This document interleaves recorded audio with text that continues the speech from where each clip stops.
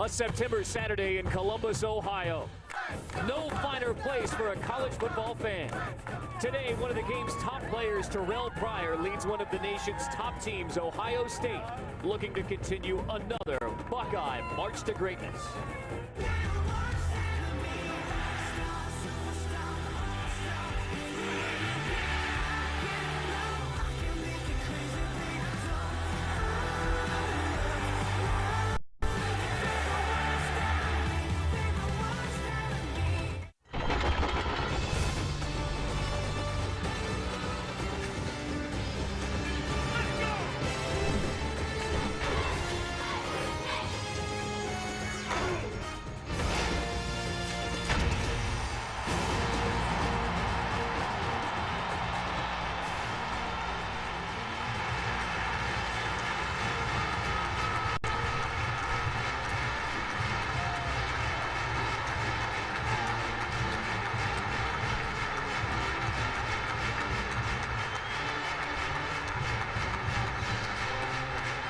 Welcome to one of the great scenes in all of sports. Game day at the Horseshoe in Columbus, Ohio. I'm Carter Blackman with Mike Bellotti, Oregon's winningest football coach and former All-Pac-10 quarterback in Washington, Brock Huard. Well, we see Terrell Pryor today. He is a Heisman hopeful, maybe the front runner for the Heisman Trophy. He's the quarterback of the second-ranked team in college football, and yet there are still so many questions about Terrell Pryor. As he pursues this Heisman, though, he's blessed with the best physical skills of anybody. 6'6", 235 pounds, a 4.3 electronic 40, fastest player on his team. But more importantly, he's improved his accuracy, his delivery, his approach to the game. There are still some questions about what he's going to do. Phenom, yes. Finished product, by no means. We sat down and watched the game tape yesterday. There's still 4 or 5 plays a game. The decision-making, the awareness, there's plenty of growth still in Terrell Pryor's game. A lot of number 2 jerseys in the stands today, a lot of red. Whether it's Michigan or Eastern Michigan, 100,000 plus at the shoe. You're watching ESPN, new home of the Bowl Championship Series. It is not hyperbole to say this is just about the perfect football day in Columbus, Ohio. Blue skies, sunshine, temperature in the low 70s for second-ranked Ohio State against Eastern Michigan out of the MAC. Eastern Michigan brings a 15-game losing streak into the Horseshoe today in Columbus, Ohio to face Terrell Pryor and the Ohio State Buckeyes. Jim Tressel told us the word this week has been focus for Ohio State.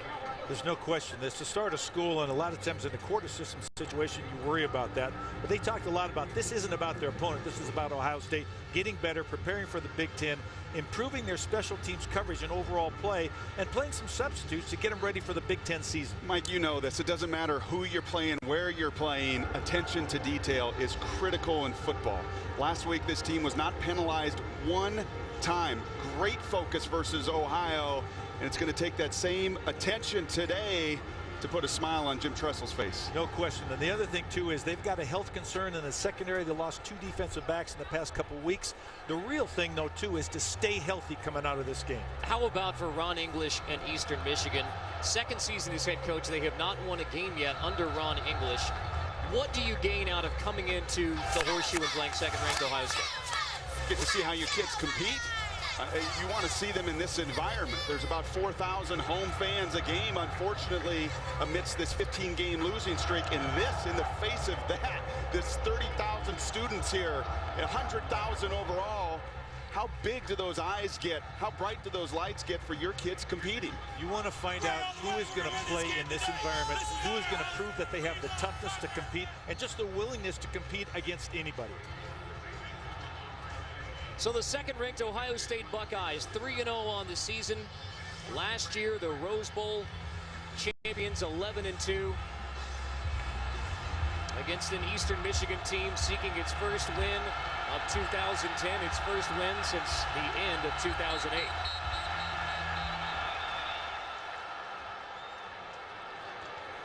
Set a perfect weather day, except when you're trying to keep that football on top of the tee, a little bit windy. And Mike and I were down on the field walking, just eyeballing a lot of the talent down there, and it was a little bit windier than it feels certainly in this press box. And it's going the opposite direction of the way their flags are blowing up top. It really moved the ball 10 to 15 feet on the long field goal attempts.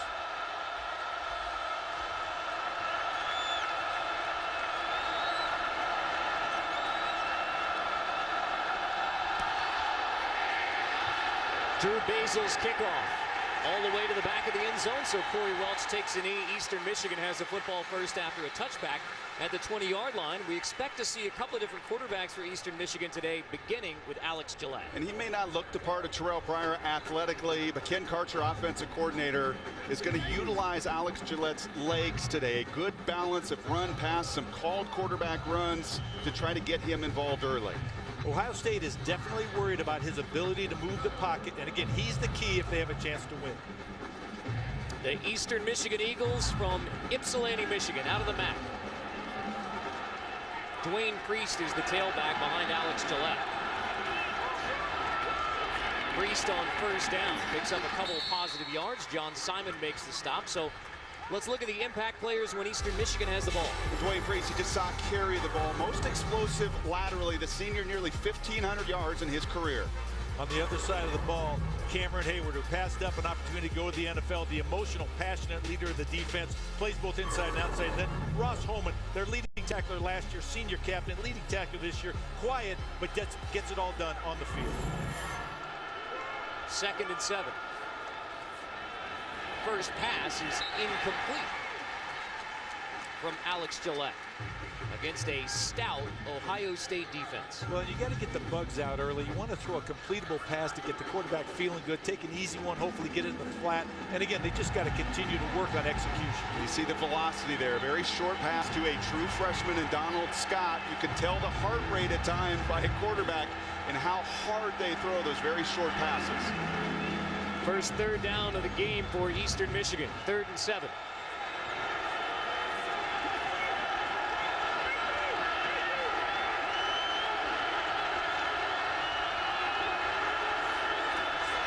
Gillette with an empty backfield. Steps up in the pocket and throws incomplete.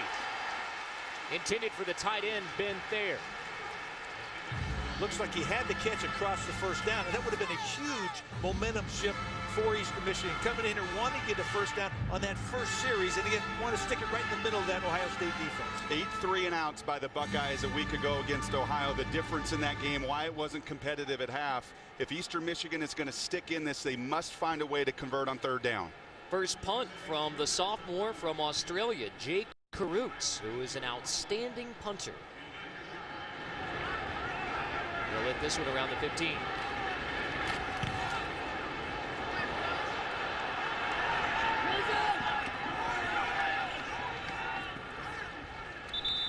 Inside the 45, Ohio State offense gets the football. A record-setting day a week ago against Ohio U for Terrell Pryor on an all-around outstanding day for Ohio State. I'll tell you what, the biggest thing about that game that strikes me is no penalties. It's hard to do a game on all sides of the ball and not commit a penalty. You ever have one? No, never did. 36 years of coaching, never happened. Maybe that's on me. It's a notch in Jim Tressel's belt right there.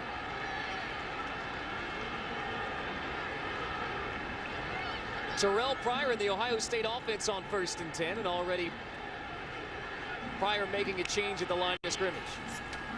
The junior from Jeanette, Pennsylvania, throwing on first down, and his first pass of the day is incomplete, intended for DeVere Posey. We talked about Terrell Pryor being a Heisman Trophy candidate this year, no question about it. He has improved. It started last year in bowl practice, and again, the coach really felt like this was the key, continued improvement in the film room as much as on the field.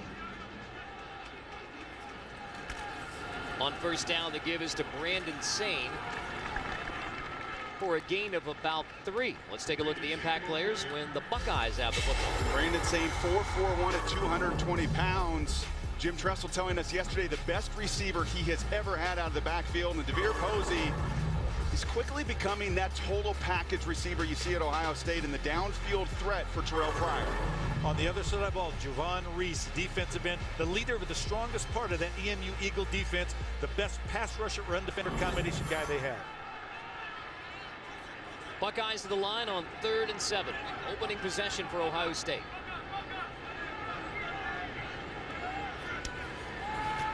Pryor from under center. He will use the first scramble of the day, the first stiff arm of the day, the first down run of the day for Terrell Pryor. Make it the first touchdown of the day for Terrell Pryor and the Buckeyes.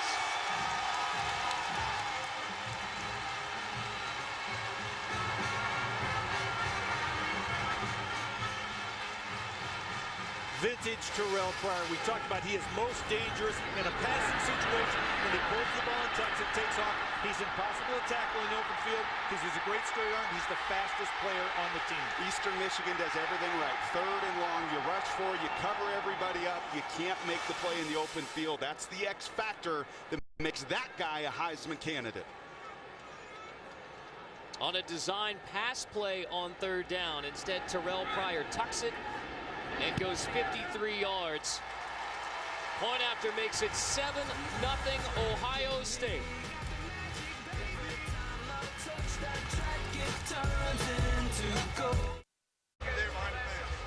Terrell Pryor begins his day with a 53-yard touchdown run to make it 7-0 Ohio State, the third rushing touchdown of the season for Terrell Pryor. The speed on full display as he breaks the first touchdown run of the day for Ohio State. So a 3-and-out for Eastern Michigan. Ohio State on third down not only converts, but Pryor for the touchdown.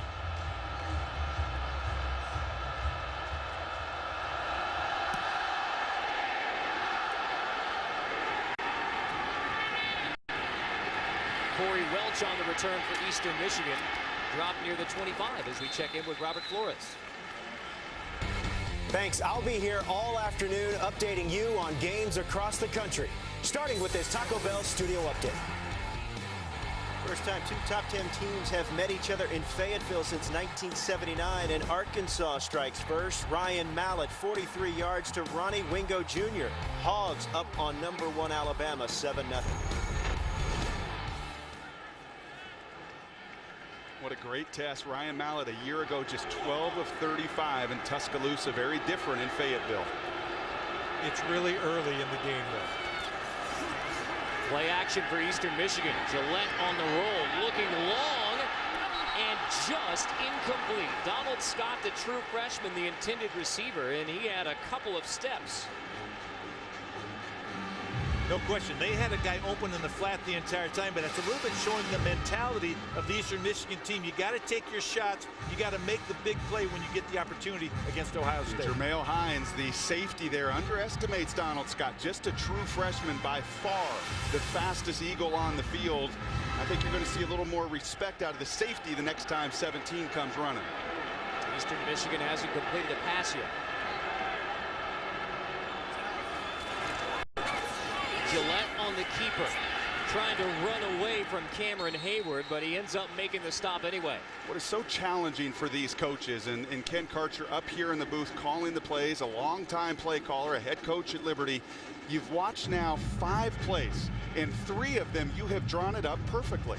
And Ron English knows this, and it's where you need to just execute the simple details. Play catch, throw it in the flat, catch it over the ball, make the play down the field. They're not exotic plays, just do the simple things. Easier said than done in an environment in front of 100,000 people.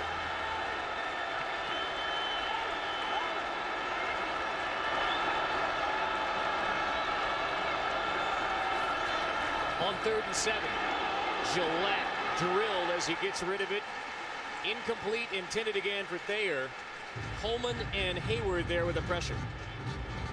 One of the things that you talk about is the difference in speed. Ohio State is the fastest team in this conference. That's why they've won this conference. Here again, goes to the right place. Unfortunately, the speed of the guy coming untouched gets to him before he can finish that pass. Now that's twice Jim Haycock, the defensive coordinator at Ohio State, is going to have teaching tape for his veteran defense. You saw Hines earlier. That time it's Holman, the linebacker, a little slow to react. You get to Big Ten play next week, those opponents are going to make those plays. 2 possessions, 2 3-and-outs for Eastern Michigan. Carruth's punt. Fielded at the 35. Terrell Pryor, a 53-yard touchdown run the first time out. What does the Ohio State QB have in store next? ESPN's college football on ABC. Brought to you by Buffalo Wild Wings. You have to be here. Fusion, the 2010 Motor Trend Car of the Year. Get in and drive one. And New York Life Insurance Company. The William Oxley Thompson Library on the campus of Ohio State, named after the former president of The Ohio State University. Over 5.8 million volumes total in the Ohio State library system. 1st and 10 for the Buckeyes from the 35. Terrell Pryor completes his first pass of the day. It's Brandon Sane out of the backfield fighting for a Buckeye first down. Part of Terrell's Pryor, the process of maturation is to see the field and look it off from the middle of the field over there, found the open receiver, had great protection, but again, moved his eyes first and then his feet followed. And I like this. Go up tempo. Don't let Eastern Michigan and the opponent dictate tempo. You set the pace. I like no huddle here. First down from the 45. Pryor to the air again. Posey comes back to make the grab inside the Eastern Michigan 35. One of the questions we had for Phil Snow this week is what are you going to do defensively? He told us he'd be very vanilla. He wants his guys to improve, but here, Coach, you see a fire zone blitz. Yeah, they're going to take their shots, and again, the question is how long do you let Pryor get hit like that? Great support by Devere Posey to make a great catch of a tough throw. Tim Ford puts the hit on Terrell Pryor, but the Buckeyes 1st and 10 for the 36 after the 25-yard completion. Pryor pressured again, throws, touchdown, Dane Sanzenbacher. 2 possessions, 2 touchdowns.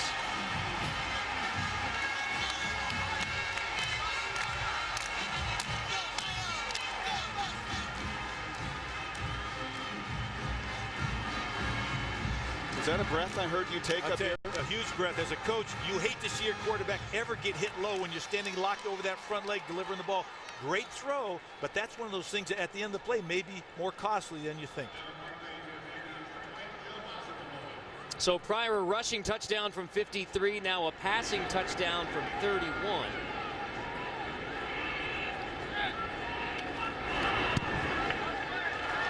Buckeyes have the football twice. A pair of touchdowns for Terrell Pryor. One with his feet, and this one 31 yards through the air with the arm.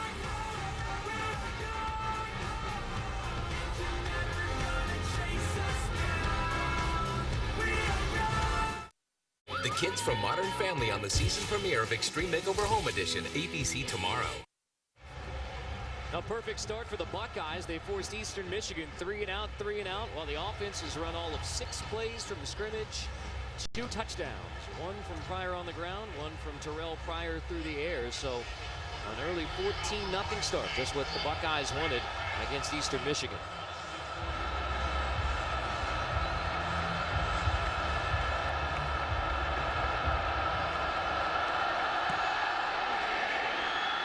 Drew Basil's kickoff, taken by Corey Welch inside the 10. Welch down near the 25. Let's go back to the touchdown pass by Pryor. Scary moment for Buckeye fans. Keep an eye on left tackle Mike Adams right here. They're playing him a true junior ahead of 5th-year senior Andrew Miller. And Coach, any coordinator hates to see that hit to a quarterback. No, and I'll tell you what, I'm proud of Terrell right here. You see his keep his focus down the field, but he also lifted that front foot a little bit so it wasn't locked in the turf. Again, you're most vulnerable when you're extended finishing that pass.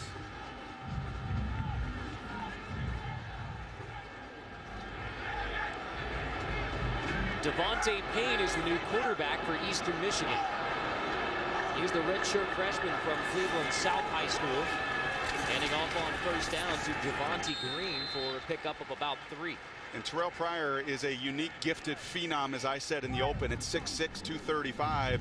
Devontae Payne down at field level, watching him warm up, 6'6", 231. And he can make every throw that you want a quarterback to make. Very natural throwing motion, very comfortable throwing the football at that height. Ohio State has scored 2 touchdowns in just over 2 minutes. 3 and out for Eastern Michigan.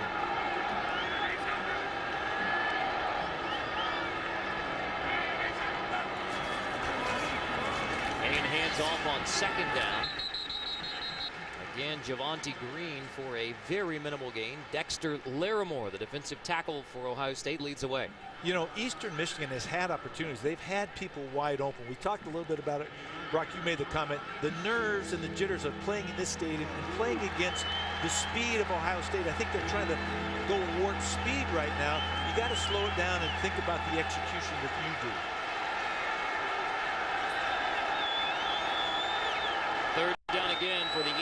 Eastern Michigan.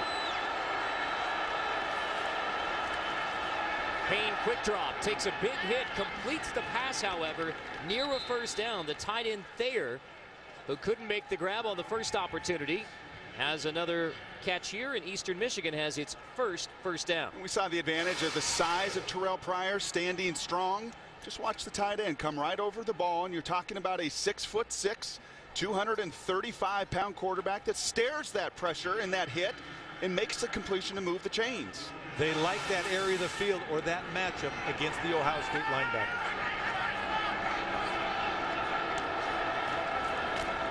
First and 10. Green a couple running behind the right guard Corey Watman. When you brought a team into a very difficult environment, and I don't care how you want to characterize 100,000 people, what were some of the keys you always taught to your team in that preparation? You know, I would take them on the field before the game and show them it was 100 yards long. There were goalposts at either end. It didn't matter how many people were in the stands. It's a football field. We do what we do. The Norman Dale approach to playing in the big house. Big stadium, I should say.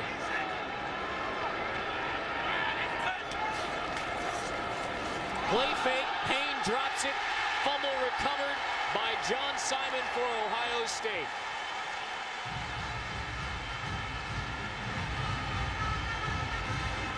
We've seen a number of times Devontae Payne on those earlier run plays. Enormous hands. Look at the size of the hands. Stick the ball out, but you better put it in the belly. You risk a fumble when that is above the running back shoulder pads as it was there. That looks like it was a quarterback bootleg, like he really didn't. He's very high on his handoff. He's got to get that down lower into the soft spot of the running back, even if on the play fake. Buckeyes are now plus 11 in the turnover differential. That's the best in major college football this year. A short field now for Terrell Pryor in the offense. Out of the eye, it's Dan Herron, a tailback. Fake to him. Pryor's pass is tipped and incomplete. Marcel Rose in the coverage. Let me explain what I mean. Look at the side, how high that ball is, and you think about the soft spot for a running back is right above their belt buckle. And again, they're going to put their arms up. You've got to get it underneath that inside arm. And again, he did not on that. He thought he was going to take it and run the other way. Again, you can't put the ball out there where it can be knocked out by an elbow of your running back. I like the action. That sells to those linebackers when they see the football, but you better execute or you risk the fumble. Sanzenbacher on the end around on second down. Dane Sanzenbacher, who had the touchdown grab, now has a rush for about 8. This is a guy that I like. There's a number of very, very skilled and talented players for Ohio State, and we talked about the impact players with Sane and Posey, but there's a reason Sanzenbacher's the captain. He is the gritty guy, the nifty guy that just seems to make those plays when his number's called. He's averaging almost 19 yards a catch on the year. That's a playmaker. The plays he makes count. One of 6 captains on this year's Ohio State team.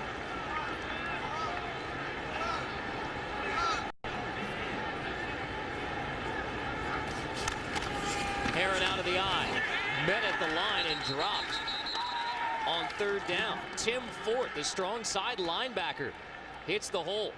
That's just a very basic play, and you heard a sigh out of these fans when they saw Pryor hit. This has been a frustration for Ohio State. This is bread and butter. This is your fullback ISO play. Unfortunately, miscommunication up front. Nobody gets a body on Tim Fort, and he can make the play behind the line of scrimmage. And again, that's the type of thing to force Ohio State to kick a field goal here is a moral victory for Eastern Michigan. They've got to get some idea of excitement and confidence from them. Barclay, the former Major League Soccer player. This would be a season long.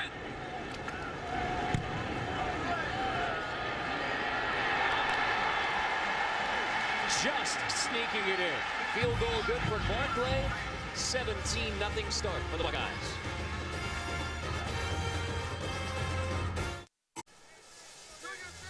A fumble by Eastern Michigan turns into 3 points for Ohio State. Barclay's field goal, call it officially 42 yards, and a nearly perfect start for Ohio State, 17-0 on Eastern Michigan.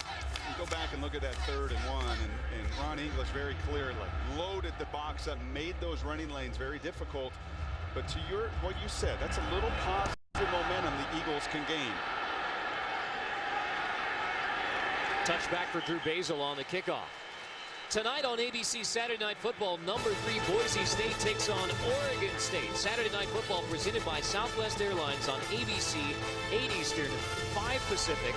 Yesterday, after our meeting with Jim Tressel, he walked out the door and then came back in to say, hey, Mike, Brock, what do you think about Boise State and Oregon State? Jim Tressel and all of Buckeye Nation paying close attention to this one. Well, it has relevance. Boise State obviously in the hunt for a national championship opportunity. Oregon State in the Pac-10, and again, Big Ten, Pac-10 matchup at the end of the season. And you told him what? I told him Boise, in all honesty. Eastern Michigan is Jones for a re-kick.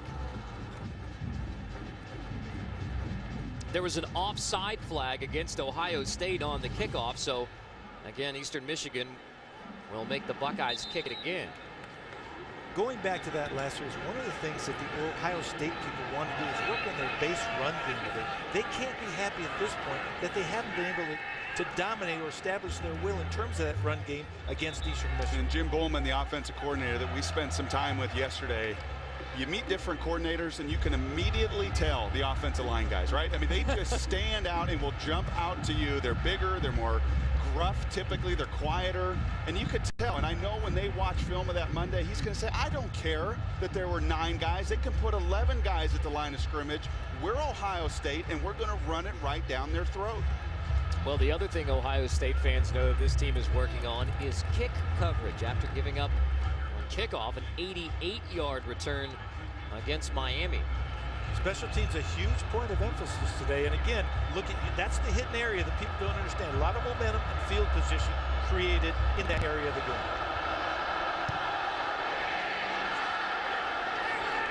Welch fields this one inside the 5. Another good kickoff to Drew Basil. Welch to near the 25 for the Eastern Michigan offense. And I'm sure every Ohio State fan would have loved to have been in our production meeting yesterday and asked Coach Tressel, what is it with these special teams? Why 3 touchdowns allowed? And Jim Tressel said it's not a talent issue. He really believes that. Yes, he has young people playing, but Mike, they have got to know the attention to detail, the commitment and discipline they're still learning. You're right. A lot of people don't start on special teams. They don't go there to be the gunner on the punt team or the left guard on the punt return team. You really have to focus on that, and it's got to be important to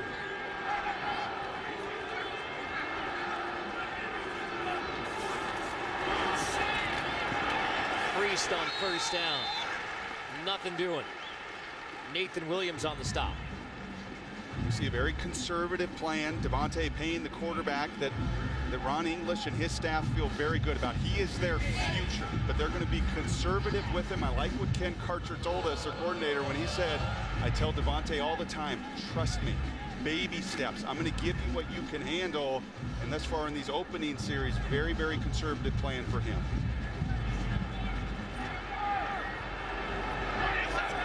Devontae Payne, the redshirt freshman under center, 2nd and 9.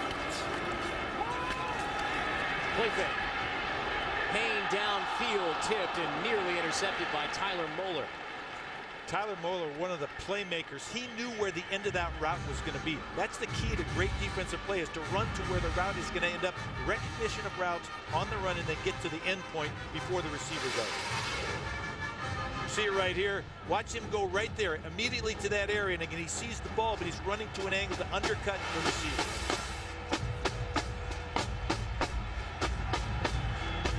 Eastern Michigan converted for the first time on their last 3rd down opportunity.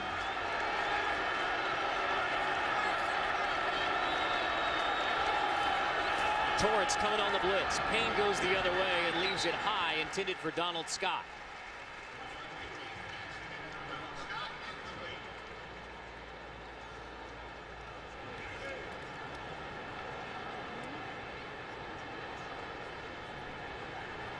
Well, now they bring on their best weapon, right? I think the punters touched the ball as often as the tailback today so far. That's not a good sign. Well, Jim Tressel famously said this is the most important play in football, the punt. Field position game. Jay Carruthers, sophomore from North Ryde, New South Wales. Came into today averaging 44 yards a punt, 35 so far today.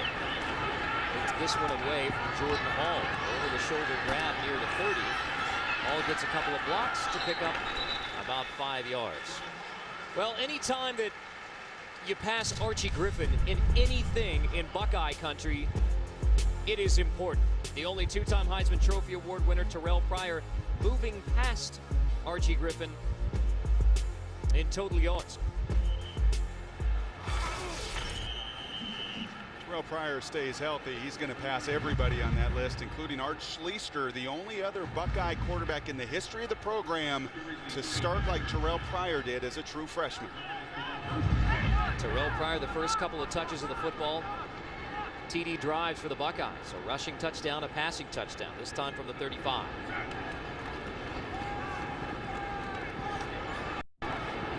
Pryor going through his reads, and now he throws it incomplete, intended for Posey. High dose of drop back passes so far. A little bit of a, I think, going away from what they really want to do, and I'm not sure why. We talked about in the open 4 or 5 plays a game, correct? That we saw, and I don't want to speak for you here. I saw 4 or 5 plays in each of these games, the 2 picks last week, where I asked Jim Tressel, what is he looking at? What is he still seeing? And I'd include that play right there. There's no reason to float that ball late where multiple defenders can make a play.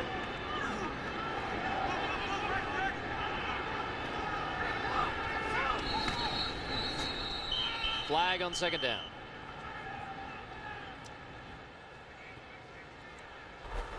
Timeout, Eastern Michigan. First team timeout, 30-second timeout. 17-0 start for the Buckeyes.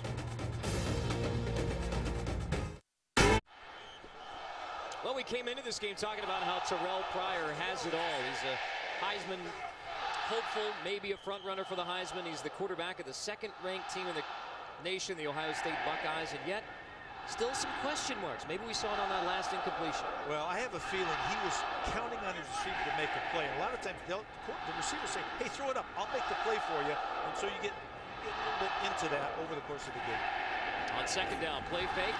Pryor to the sideline for Posey again. Off of Posey's hands, but here come a pair of flags looking like pass interference against Arrington Hicks. A very well thrown ball right there. Came back with an ill-advised pass, or excuse me, a great pass after ill-advised. If the receiver hadn't tried to fight off the DB and get caught up in the pass interference, probably would have caught it on stride. Pass interference. Defense number 19. 15-yard penalty. Automatic first down. And DeVere Posey, just a factory. How many years has Ohio State put out playmaker after playmaker? They're 6'2", they're 210. They're the high school state record holder in the 200 meters as DeVere Posey is. And that's a situation where just athletically, you see very clearly Arrington Hicks, the senior cornerback, he knows he's in a mismatch. He's physical. He's grabbing the arms of Posey. That's an obvious pass interference call. And remember, at the college level, it's only a 15-yard penalty. So if you're beat, knock it down, hold him, do whatever you can. After the 15-yard penalty, Ohio State from the 50. Aaron, the first down carry. The guy they call Boom picks up 9, running to the outside, run down by Marcel Rose. So you've watched the same tape I have, Mike. You look at the running back situation and the fact that Terrell Pryor has been the leading rusher last year in this year. Is that because Terrell is that special, or do these backs need to take a step up in their production? He's very special. Brandon Sain is the fastest, but maybe doesn't have the wiggle that Herron does. They talked about he's the guy that can make people miss, as you saw right there. They still have to step up their role.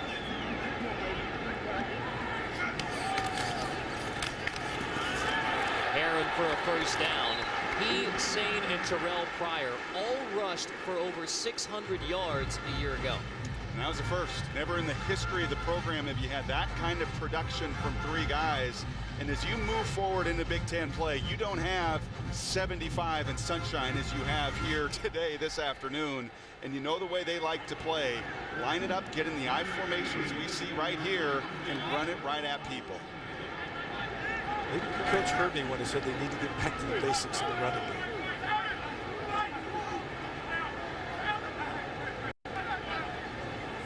Is that a defender? With Bourne leading from fullback. Herron again, but only a couple of yards. And guys, Ohio State fans have a really good memory. They remember that effort against Purdue, just 66 rushing yards in the surprising loss against the Boilermakers. After that, Buckeyes went on a run of 5 straight games with over 200 rushing yards. But Ohio State fans remember that effort against the Boilermakers in the loss last year. Well, that was a low point of the season for Terrell Pryor and for the Ohio State program. They certainly bounced back after that.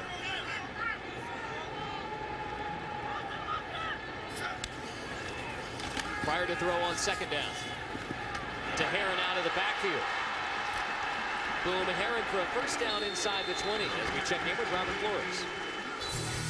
All right, this studio update brought to you by New York Life. Temple hasn't beaten Penn State since 1941, but Bernard Pierce goes in to give the Owls a 13-6 lead. The point after missed. Owls up, and Alabama and Arkansas, number 1 and number 10, they're tied at 7.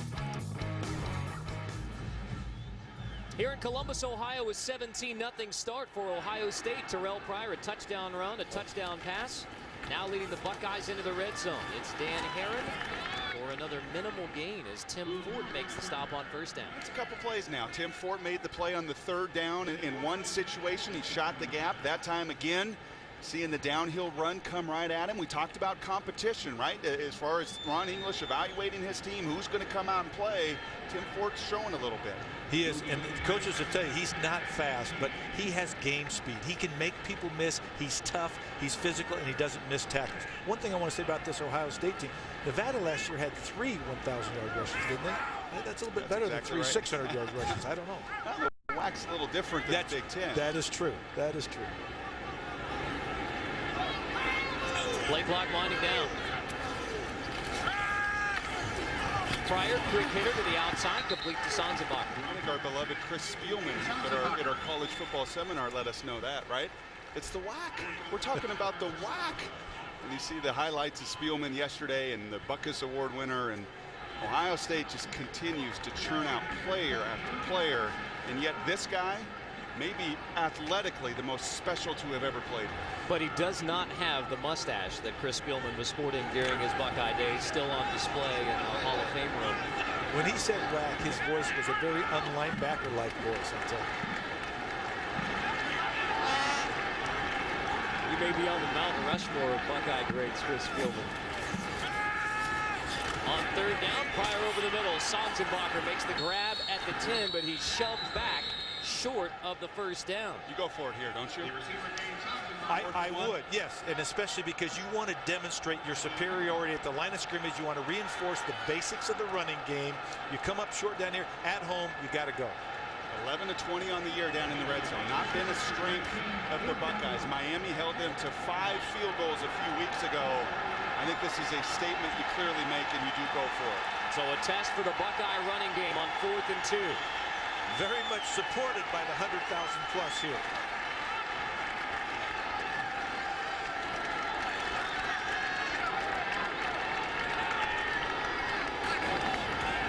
Herron on the counter has the first down as the Buckeyes convert on 4th and 2 inside the 10.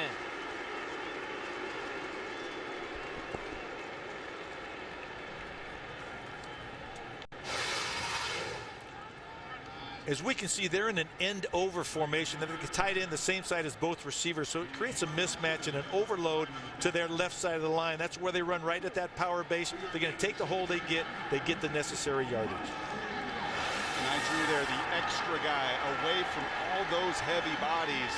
Clear indicator there, I think, if you're Eastern Michigan, where that ball's going. 10th play of the drive, give it back to Herron, who walks in for a touchdown.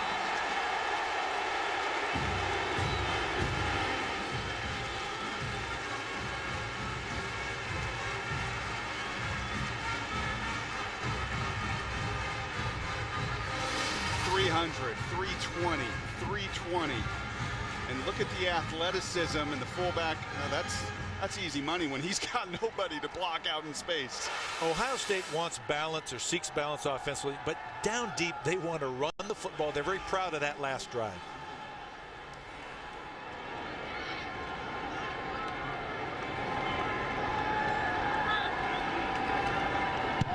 First couple of touchdown drives took only 3 plays for the Buckeyes. This one they worked for. 10 plays, 65 yards, and Boom Herron finishes it off with a 7-yard touchdown run after a 4th down conversion.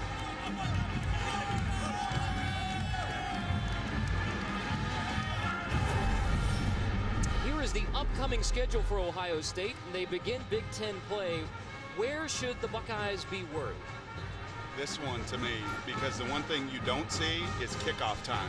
That is going to be a late game, and those folks up in Wisconsin, they're going to be ready for the Buckeyes. To me, it's this game, the Iowa game on the road. I think Iowa had a tough loss last week, but they're a very good football team with a comeback from behind quarterback in Stanzi. And oh, by the way, November 27th, there is a team called the Michigan Wolverines. Yeah, but Jim Tressel's 8-1 against those guys. And Denard Robinson may be out. We don't know the severity of that injury. So again, you take him out of that offense, and it's really a devastating blow. 24-0 start here for the Buckeyes. Eastern Michigan's return to the 25. Brandon Pratt on the return. One of the things that Eastern Michigan coaching staff wants to see is, regardless of the score, that their young men will compete. They'll continue to play, stay focused, and improve over the course of this game, which this is the best competition they will face. If they can move the football, if they can do things here, they know they can do it the rest of the season. You have got to move the chains in its simplest form. Just one first down in your first 4 possessions. Stay on the field. Gillette back at quarterback. First down carry goes to Priest. Nothing doing on the left side. I really like this defense. As much as everybody is going to praise Terrell Pryor and all the offensive weapons, these 8 seniors, and I don't know if you felt what I felt, Jim Tressel likes this defense in talking to him yesterday. He likes this team. It's a senior team that is playing on a team concept. The word of the day for the Buckeyes was focused. And it's a focused Ohio State team with a 24-0 lead at the end of 1.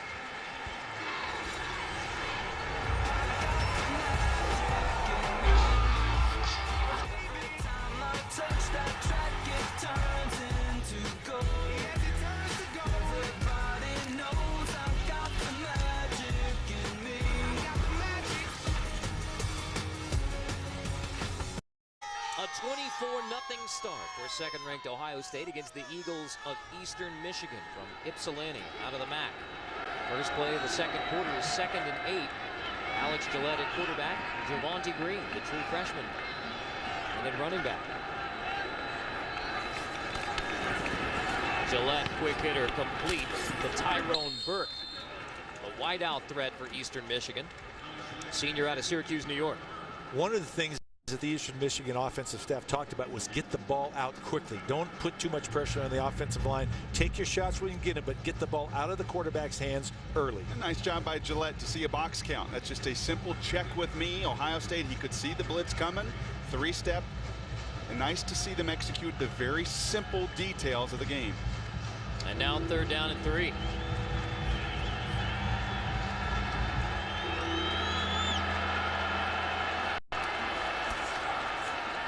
Quick hitter on 3rd and 3, complete to the true freshman Donald Scott for an Eastern Michigan first down. Well, back-to-back completions, that's the one thing. As a quarterback and as a signal caller, you want to throw things early that are completable, that can move the chains, as you said, Brock. And first down, just keeping the ball for a while is really important at this stage of the game. Rhythm. You can't have any rhythm, tempo to your offense if it's 3 and out, 3 and out, 3 and out. 2 tight end set.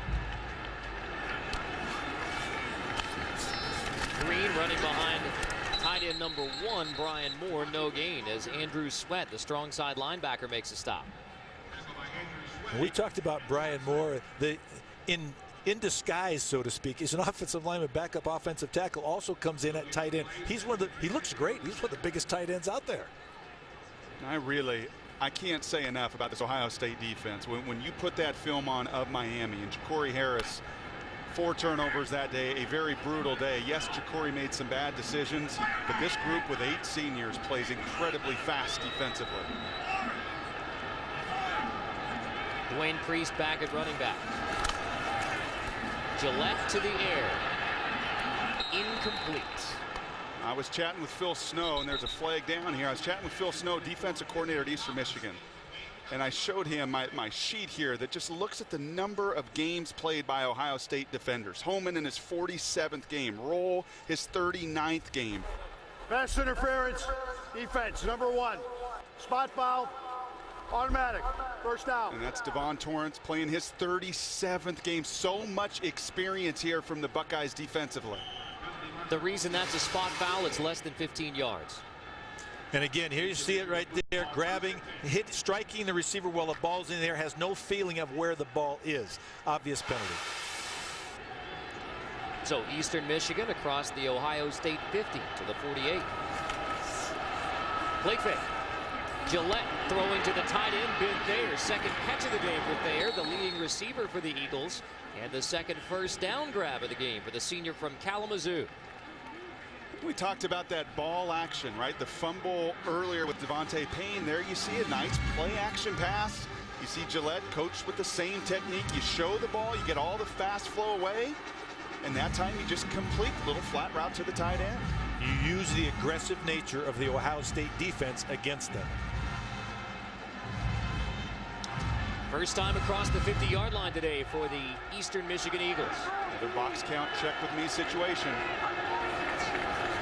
Play fake. Gillette to the tight end. Thayer again. Another first down inside the Buckeye 15.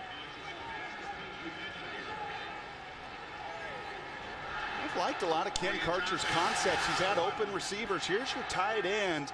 And watch the entire line, the quarterback, the running back, sell action. You have the trap action there. Is that Mark Bavaro down the seam with the catch? 20-yard pickup by Thayer. Double tight end again. Play fake to Priest. Gillette hung out and dropped. Hines coming on a safety blitz. Combines with Dexter Larimore in the backfield. And Andrew Sweatin on the action as well. What was that reaction? I haven't seen that yet in the booth. Well, you know when you cross the 50, you've got to get points. And again, when you're the underdog, every single possession has to count. You can't give up a play. You can't take that sack. You've got to throw the ball away. But you notice they're pulling out the play action passes, the trickeration to a degree, because they know they don't match up, but they got to try to get something, a score out of this possession. The old QB coach never leaves you. No, the coach, period. The coach, period, doesn't leave you. Empty backfield on 2nd and 17.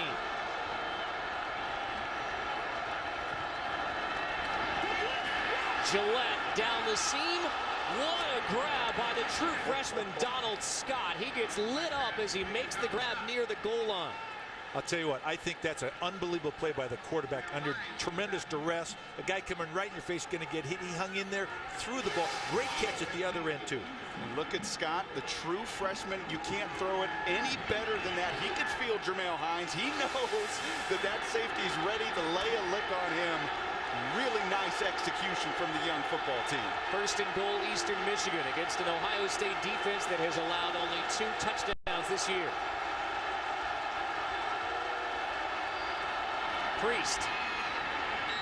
Touchdown, Eastern Michigan.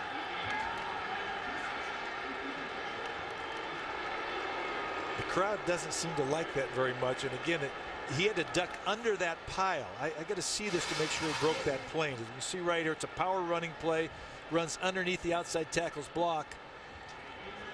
Hard to tell. Again, the official on that side called it, so he must have broke the plane. Reached the ball across at the end of the play, I believe. You see just a hand stretch out with the ball across the plane. Very close, though. Wouldn't be surprised to see this be reviewed. Not if Eastern Michigan can snap it first. Just the second rushing touchdown. Just the second, as it stands right now, just the second rushing touchdown in the last 8 games against Ohio State. There will be a review. I will tell you what, I think great defense usually trumps great offense when it meets it. And again, one of Ohio State's standard staples is their silver bullet defense, and they take great pride in this. It's senior leadership. It's a team concept. Everybody has their own job. I'm not sure he got in. I'm not sure it wasn't down before it crossed the plane. Well, there is a massive humanity there in some big rear ends that I can't see around. I mean, the ball is obviously across the goal line, but all of these guys are blocking the view there. of where his knee is down. The ball clearly crosses. Is there any shot there amidst the pile that you're going to be able to see any part of his body, his hip, and otherwise go down before the ball crosses?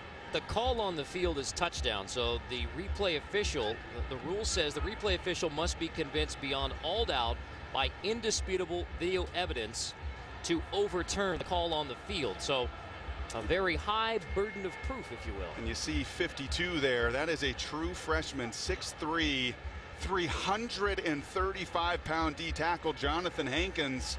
His body gets in the view of exactly where Priest's knee, again, hip, any part down before the ball, because the ball does clearly cross. And the official on the far side had the best view of it, and he called it a touchdown. After so again, further video review, the ruling on the field stands. Touchdown. Mike, how happy is Ron English that his offense just marched down the field and scored a touchdown against one of the toughest defenses in the country? Absolutely. We talk about momentum, you talk about confidence, you talk about building a team, and it starts with the belief that you can move the ball, you can execute the plays to get your team in the end zone.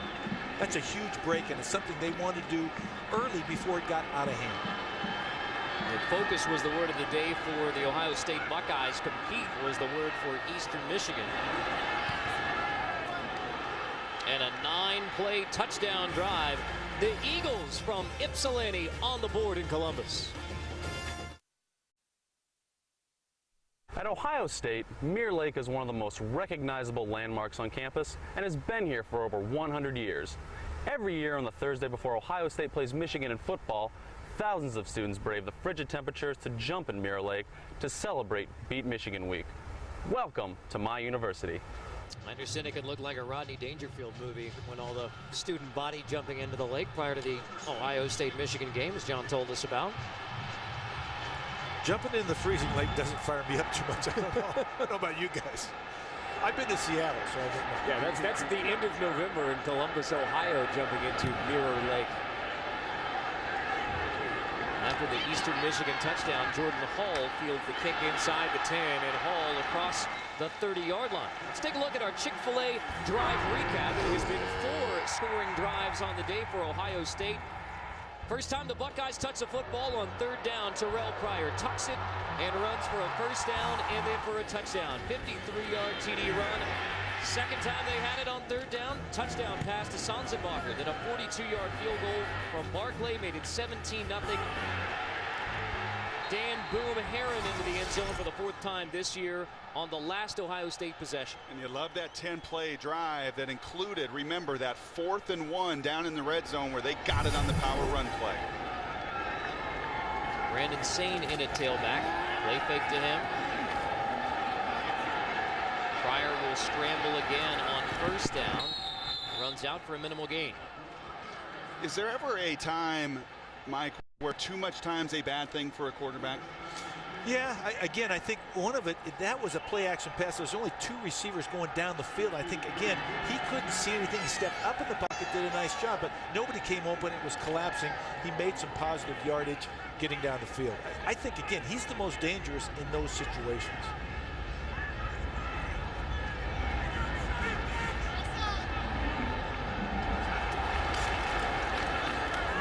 Sane takes it on 2nd down for a pickup of a couple.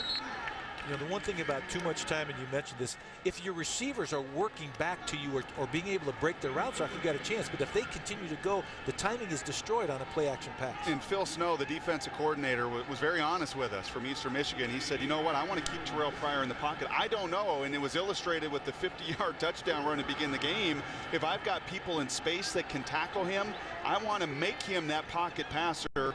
I think a lot of teams are starting to do that, and this is a good game for Terrell Pryor to show his growth in that decision-making and the checkdowns and that awareness of playing the position. Checking the play on 3rd down with the play clock winding down, so Terrell Pryor has to take a timeout prior to 3rd down and 5. Pryor and the Buckeyes have 3rd down when we come back.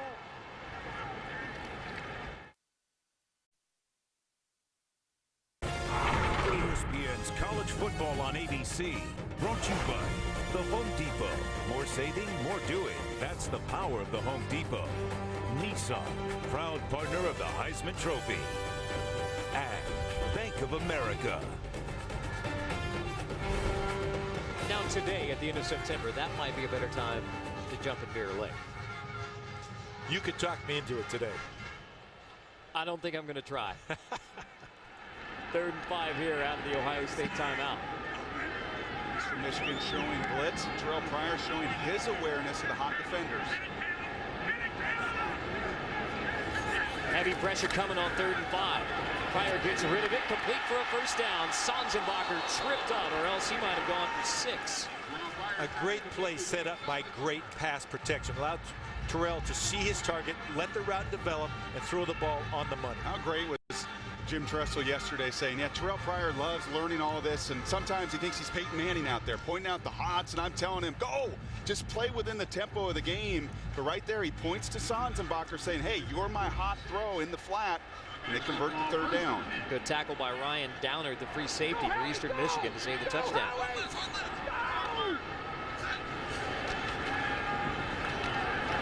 Pryor to Sane out of the backfield, and Brandon Sane, the guy that Jim Tressel calls the best pass receiving tailback he's ever seen, makes the grab, but Matt Boyd there for the stop. Great open field tackle. It was a great throw by Pryor, reading the hot coming out, hits him right on stride, but a better tackle in the open field by the defender. Saw Sane make a great touchdown grab in the Ohio State win over Miami. On 2nd down, Pryor on the boot. Wants to throw, instead tucks it and picks up yards with his feet.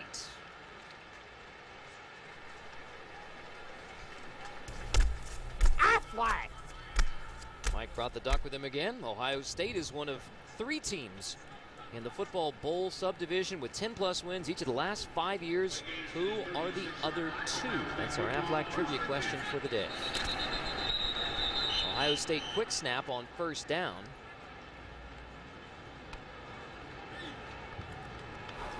Timeout. Eastern Michigan. 2nd team timeout.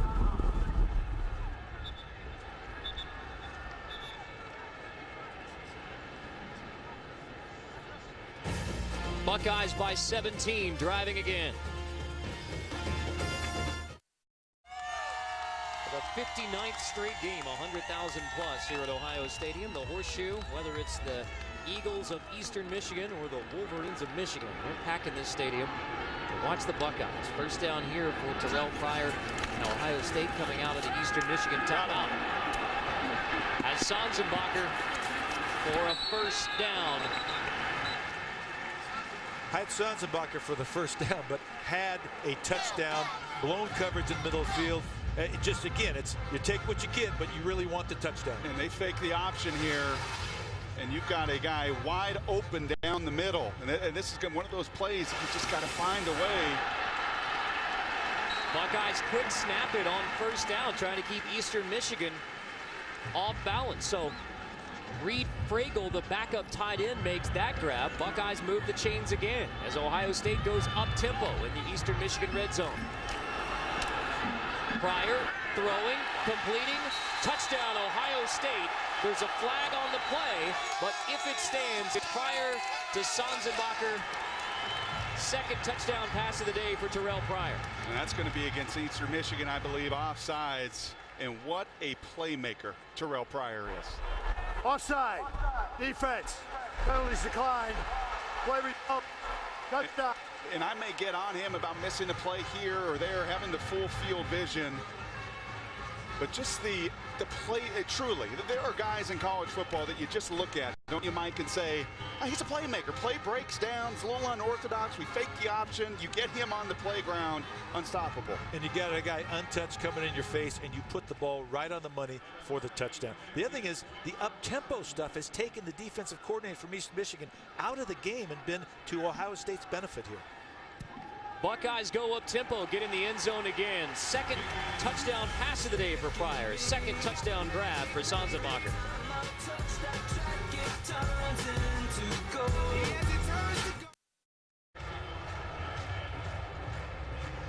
31-7, Ohio State taking care of business against Eastern Michigan. The Eagles out of the MAC, bringing a 15-game losing streak into the Horseshoe. The Buckeyes have allowed a touchdown, but a pair of touchdown passes by Terrell Pryor and a touchdown run.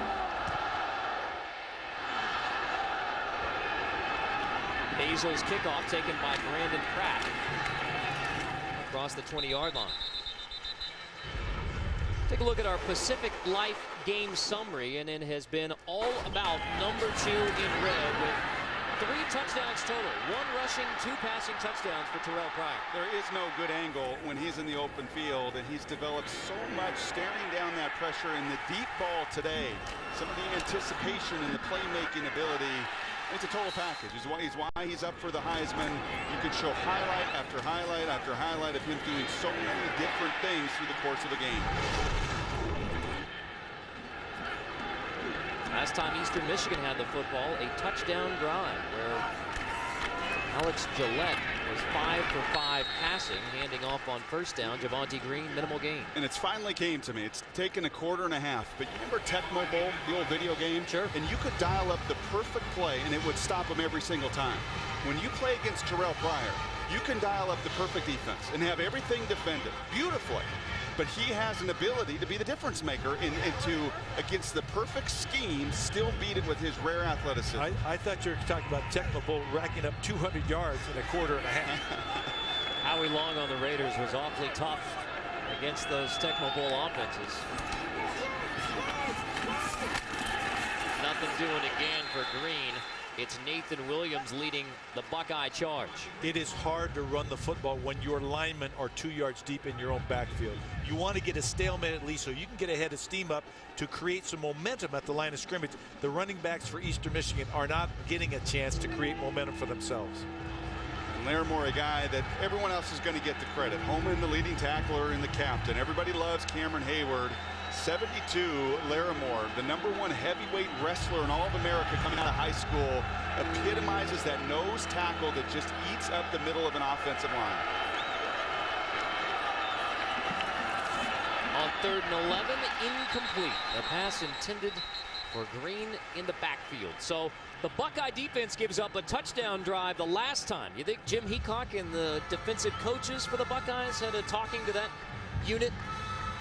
And I like that guy you just saw run off the field. John Simon, 54. There's Cameron Hayward. John Simon is just a true sophomore. Mark my words, by the time he's done in Columbus, he will be one of those special guys, the Vrabels, the Luke Finkel, the number of players that they have had on that defensive line. Just look at the way he's built a powerful, explosive athlete at 270 pounds.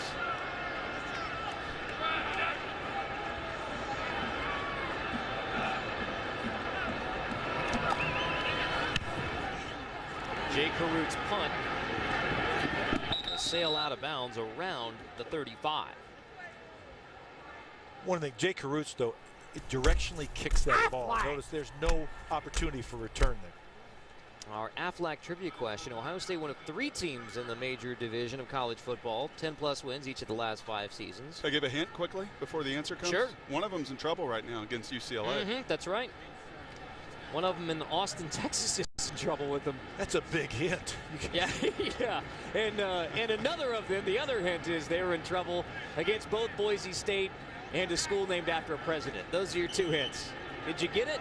Did you get it right? If you don't get it, you may fail. That's right. That's right. If you don't get it, you fail as a college football fan in 2010. Jordan Hall in at running back now for Ohio State, and the diminutive sophomore and a former high school teammate of Terrell Pryor's from Jeanette, Pennsylvania, has a gain of 8, maybe 9 on first down. He has the kind of stop-start ability that can break ankles on the other team without contact. I like that graphic right there. How about that? History of the Big Ten. He's won 5 in a row, 10+ games 5 times in a row, been to more BCS games than anybody else. He has a chance to set the all-time record for a 6th season in 10 minutes. 2nd and short. Pryor complete again. Sanzenbacher for a first down. As we check in with Robert for an SEC update. Starter turnovers the theme of this update here. After Arkansas was driving, Ryan Mallett was picked off in the end zone. Then Alabama's Greg McElroy picked off by Andrew Stewart. And Texas has turned it over again. That's 4 first-half turnovers. They're trailing 13-3 at home to UCLA. Buckeyes taking care of business here, Robert. Terrell Pryor and Ohio State going up tempo. Fumbles inside the 15. Well, Will Robbins may have gotten the message, Mike Bellotti. You talked about that stiff arm, didn't you? I did. I'm just saying that when he takes off, again, this is the most dangerous he can be because people are involved in coverage down the field. They don't see him coming. Nice job of stripping the ball, but again, he's got the distance and the length to get it back. Keep in mind, that stiff arm was on the defensive tackle for Eastern Michigan, Brandon Slater. He's 6'2", 291, and yet Terrell Pryor stiff-arming the guy in the middle of that Eastern Michigan defensive line. He may have a better jab than Muhammad Ali, just tell you. No, I like that analogy yesterday. You said that. He's like a boxer. Yeah. Doesn't let you get to his body. Javon Reese, the defensive end, is the player down for Eastern Michigan. But the boxing analogy holds true, Mike. He makes great, some people throw punches. He lands punches. He gets it on the body of the people to keep them away from his legs.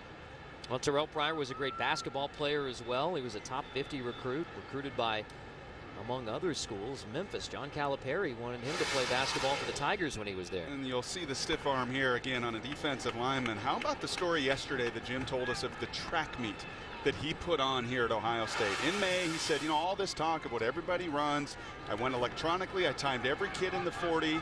Jim Tressel thought maybe Pryor breaks 4.6. What did he run? 4.32. Electronic. All on first down. So we've compared Terrell Pryor to a Tecmo Bowl video game, a boxer, and now what? Usain Bolt with the long legs and. Well, I love the story. He said he comes out of the blocks and he's thinking, I wonder if he's going to break 4.6. He's unorthodox. He has no idea how to be a sprinter. And then in 2 steps he is done, and everyone looks at the clock. Brandon Sane was 4.41. He was the next fastest, 4.32 for Terrell Pryor.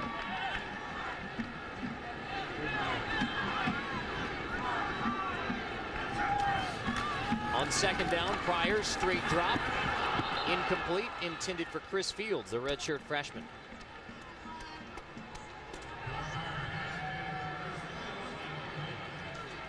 And the other story that I loved, right alongside that track story, he just talked about the perfectionist that Terrell Pryor is, and the fact that the coaching staff, Mike, urged him to learn the game of golf. Yeah, for the mental control, mental concentration. He has become a perfectionist by spending more time, by asking more questions, watching film. And again, he's also one of the greatest competitors Coach Tressel has had. Pryor from the shotgun on 3rd and 4, empty backfield. Complete to Sanzenbacher again. Touchdown, Dane Sanzenbacher for the 3rd time today. It's Pryor to Sanzenbacher. Is that Jordan Shipley? I mean, everyone wants to talk about Wes Welker, but is that Jordan Shipley at the University of Texas? I think it's about a spitting image.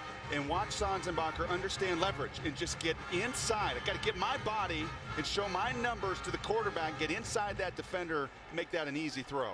Well covered, but low and inside where only the receiver can get it. He can cradle the ball and get across the end zone line.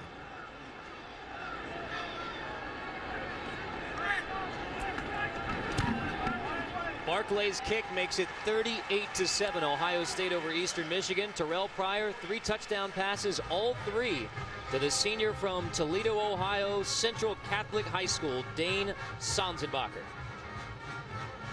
The chase for NASCAR Sprint Cup continues tomorrow at Dover on ESPN. Tomorrow at 1 Eastern. Glenn Boyer a little perturbed at his 150-point hit. So he's back in the pack in the chase for the NASCAR Sprint Cup. Denny Hamlin still atop the point leaders. I think Boyer was complaining a tow truck. Did you read that? Mm-hmm. I mean, it's a minute detail, correct? You know NASCAR. I mean, you know that like the back of your hand. Well, those minute details can be the difference between winning a race and finishing right in the middle of the pack. As Less than the width of a quarter, I heard. Less than the width of a quarter. And it's a detail, but that replay illustrated it perfectly for Sanzenbacher. You don't just run a slant pattern. Here it is on paper, and these poor Eastern Michigan true freshmen are just trying to learn the routes and the patterns and the timing. And Sanzenbacher understands leverage and that I have got to get inside leverage on this slant to make it easier on my quarterback.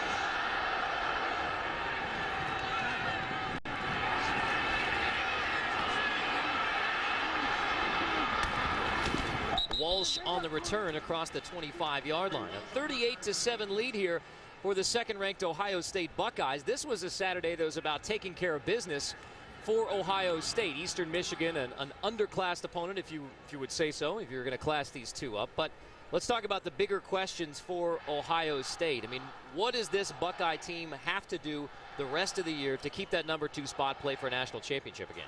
Well, they talked about the #1 spot. I don't think you have to worry about #2. If they win out, I think they'll be in the national championship. They play in a tough league. They are a very good football team. They have a tremendous history. Now they're sitting at #2. Boise State, who's at #3, plays tonight. We know about Alabama getting a test right now, #1. The Buckeye fans very interested in that game tonight in Boise between the Beavers and the Broncos. That's a physical Boise State team, and that may sound like an oxymoron to many. But you see the Statue of Liberty and all the wrinkles, but you saw in that Virginia Tech game, that's a very physical Bronco group, and that's what jumps out to me with the Buckeyes. To answer your question, what do they have to do? They have to stay healthy defensively. Jim Tressel said that and addressed that with us. They maybe not have the depth they've had in years past, but this group on both sides of the ball, and especially a veteran defense, is very, very physical. Play fake. Gillette looking downfield. It is caught. And a great grab from Kinsman Thomas. The sophomore lays out to make the catch near the 25-yard line for Eastern Michigan. And Kinsman Thomas, the big play threat. You see the height there, 6'2", 205, and he's just going to run the post down the field. And we talk about margin of error at times, and you saw that on the little seam route down in the red zone. When you're playing a team faster than you, more physical than you have got to be perfect and precise, and that's exactly what that throw again was from Gillette. No question. That was a perfect throw under pressure. Thomas averaging over 40 yards a catch on the season. That one goes for 46. Gillette, play fake. Gillette will tuck it and pick up just a couple of yards as Eastern Michigan tries for its second scoring drive. 2 possessions ago, Gillette was 5 for 5, 10-play TD drive for the Eagles. There wasn't a lot of the speed of the Ohio State defense to one that they can recover so fast. Quarterback got outside but had nobody open, and they collapsed very quickly, gained 1 yard on the play. How good is this group defensively? Very good. I think the question is the depth, as you talked about, both in the defensive line and the secondary. They had a couple injuries, and they're very thin right now in the secondary. Hopefully they can get healthy for the rest of the way.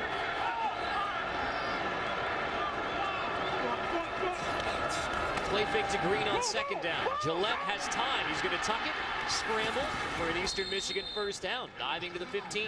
2 things jump out at you. That's the exact same play. I called it the Mark Bavaro pass earlier, that the linebackers from Ohio State bit on that play fake. That time, Ross Holman, you got me once. The redshirt senior, you're not going to get me a second time. But even a more heads-up play by Gillette to realize that, see the linebacker turn away from him and gain that first down using his legs. Positive steps for the Eastern Michigan offense today. 2 tight end set on 1st and 10. Green running behind the tight ends. Thayer and Moore picks up a couple, maybe to the 13. That was a great example. The experience of Ohio State to not get beat by the same play twice. That time, Eastern Michigan lined up in an overset. They put 2 tight ends the same side, and again, Ohio State can align to that very easily and defeated the blocks. Again, experienced defense, senior leadership. Priest back in at tailback. This Ohio State defense have given up only 2 touchdowns all year. 1 already for Eastern Michigan. Now the Eagles trying to make them pay again. That pass is tipped and incomplete, intended for Donald Scott.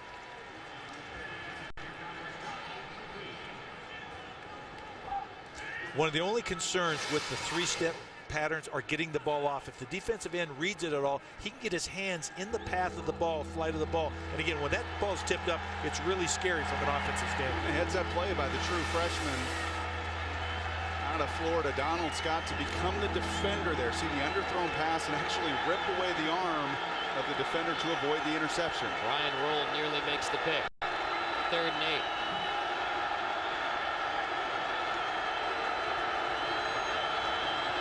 Pressure coming. Gillette on the slant. Touchdown, Eastern Michigan. Thomas hauls it in. There's a flag on the play.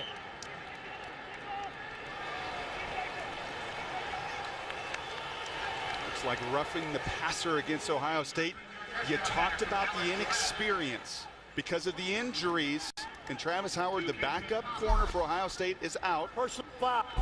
Roughing the passer. Number 7 on the defense. Touchdown is good. Penalty be assessed on the kickoff. So in steps redshirt freshman Dominic Clark. Ohio State brings the blitz, leaves one-on-one, and just as you saw Sanzenbacher do on the other side, get his body inside on a slant, Thomas does the same thing on the skinny post, and Gillette stands strong to deliver the touchdown. Darrell Hines delivers the hit that draws the 15-yard penalty. I'm getting more respect for Alex Gillette every single play. He stood in there and threw a perfect strike. Again, that's several times. He's made great decisions after a tough start. Through 3 games, the Ohio State defense had allowed 2 touchdowns. In the first half against Eastern Michigan, a team who's 0-3, riding a 15-game losing streak. A pair of touchdowns by the Eagle offense against the Buckeye defense, and it is still mostly the #1 defensive unit out there, that first string for Ohio State. But I'm going to tell you what, Ron English is saying we can win with Alex Gillette. If he'll play that way against Ohio State, wait till we get in our league against our competition. I love that development within this game right now. That's exactly right. They told us Alex Gillette's a tough kid, that he's smart, that he's poised. You hear that from every coach. Well, there's numerous plays this afternoon. His precision and accuracy in the passing game, on the seam, the deep ball, that time a skinny post, and the toughness to stand down and stare down some of these hits. He was forced into the starting role a year ago as a freshman when Andy Schmidt went down with a knee injury, so Gillette had to start as a freshman, now a sophomore. We've seen Devontae Payne at quarterback as well. He's a redshirt freshman. That tells you how young this Eastern Michigan team. They had a lot of defections last year. They went through spring ball with only 66 players. That's out of 85 potential players for a FBS team.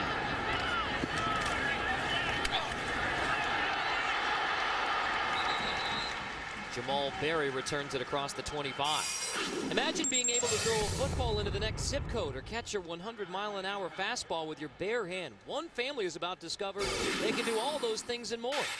Kind of like the Hewards. It's a super-powered series premiere of ABC's No Ordinary Family, Tuesday, 8/7 Central on ABC. The Hewards are no ordinary family. I can tell you, I recruited all of them. All 3, right? All 3. All 3. One of the brothers wore a duck shirt when I came in the home. Thought I had a chance. Bosserman in at quarterback, Herron in at tailback for Ohio State. So Terrell Pryor with less than a minute to go in the second quarter to the Ohio State sideline. What do you think, Mike? Well, you know what? I think we'll see him again. I don't know that. They did that last week and brought in Bowserman, and again gave him a chance to get some reps here. 36 seconds is not a lot to do here. Probably run out the clock, and I'm not sure we're going to see much more. A little surprised you don't utilize this game in that moment for a 2-minute drill. You don't always get those. You know you're going to have them later in the year. Maybe try to capitalize on a 2-minute drill and opportunity. Yeah, although they ran the no huddle at the end of that last series, so they may feel like I got the thing I needed to see.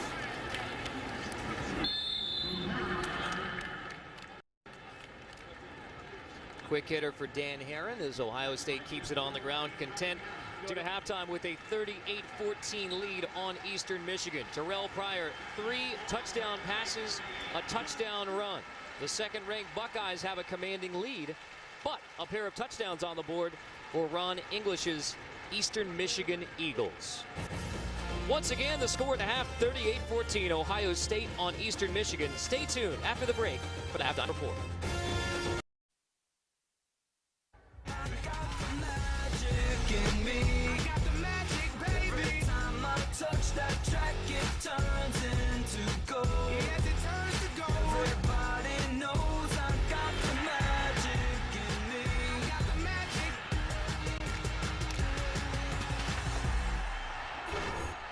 Welcome back to Ohio Stadium. 100,000 plus here to see second-ranked Ohio State with a commanding 38-14 lead on Eastern Michigan. Carter Blackburn with Mike Bellotti and Brock Heward. I guess the goal for Ohio State was to stay off of the upset alert that teams like Penn State and Texas and Alabama are on right now. Solid first half, 38-14 over Eastern Michigan.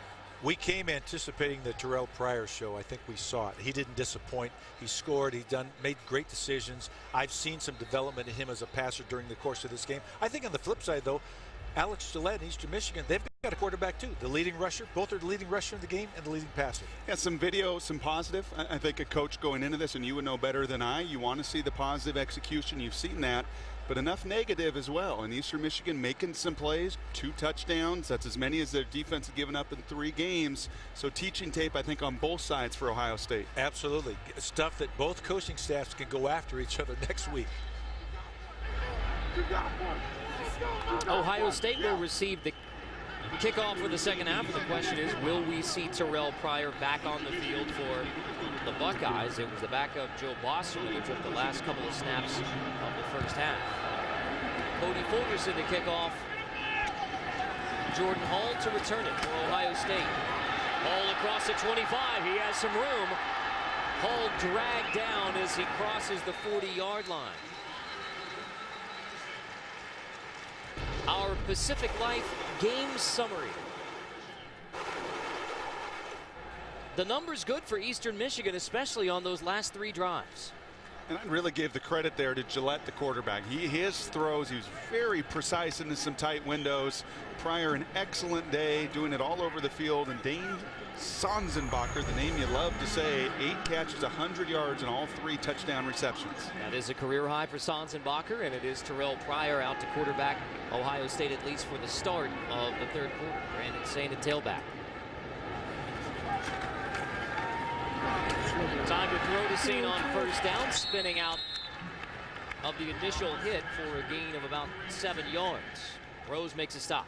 Sain, the best receiver coming out of the backfield Jim Tressel's ever coached. Made a tremendous catch a couple weeks ago to catch a touchdown. But again, he's a target they want to get to very often. More no huddle, showing that maturation of Terrell handling everything at the line of scrimmage.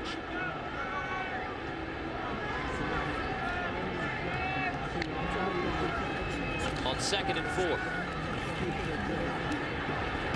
Pryor incomplete, intended to Torian Washington right as he comes out of his break. Marcel Rose there on the coverage. What does Jim Tressel tell his team at half? Well, he tells them we're going to come out in the 3rd quarter. We're going to do what we do. We need to get better at this, this, and this. The base running game. Excuse me. Continue to work on special teams as we talked about. And the defensively, stop the run and don't let them in the end zone again. So at halftime, you're never satisfied. You're always talking about what can we get better at in the second half. We talked earlier about how Ohio State started classes on Wednesday. So yeah, maintain their focus. Maintain their focus, I think, probably was one of the things he talked about at halftime. This is 3rd down and 4 for Pryor and the Buckeyes. Pressure coming. Pryor sees it, slips away, and goes scrambling for an Ohio State first down. Safety blitz, outnumbered, and again, unless you bring those containment up outside with the correct angles, you cannot stop him. And you see the frustration with Ron English, exactly to the point we made in the first half. You've beaten them. Schematically, you have got exactly what you want defensively. Unfortunately, you don't have the athleticism to keep up with that racehorse who in 2 strides gets outside of that pocket and converts on 3rd down. But who does have that athleticism to keep up with the scrambling Terrell Pryor? Aaron back at running back next to Pryor on first down. Swing it to Sain in the flat, incomplete. And that right there is just an illustration. It takes every single rep and every single play to never lose the importance of every play. Well, the other thing we talked about was how dangerous Terrell Pryor is. And there's only one design run play today for 2 yards. The scrambles have netted 87 yards. He's on the road to have a 100-yard game, again, with only one design run called to him. 246 yards of total offense at the half for Terrell Pryor. Last play considered a lateral because thrown behind the line of scrimmage, so a -3 on first down. So rather than an incompletion, lateral, and now Ohio State takes a timeout. Ohio State. First team timeout.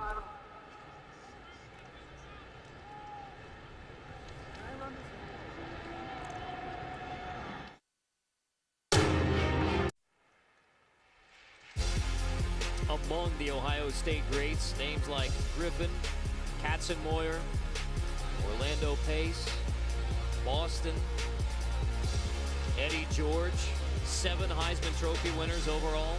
Is Terrell Pryor the next? You could go on and on naming Ohio State greats. I mean, we've already talked about Chris Spielman, Les Horvath, Heisman Trophy winner. Hopalong Cassidy won it in '55. Eddie George, Troy Smith won it in 2006. Pepper Johnson, great defensive player. Dick LeBeau. A proud tradition, to say the least. That last pass was actually ruled an incompletion. The officials took another look at it. Pass was incomplete, so 2nd down and 10 here out of the Ohio State timeout.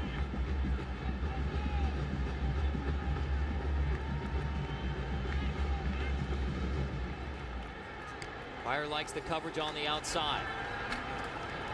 Instead, he's over the middle to a wide open Devere Posey for an Ohio State first down as we check in with Robert Flores.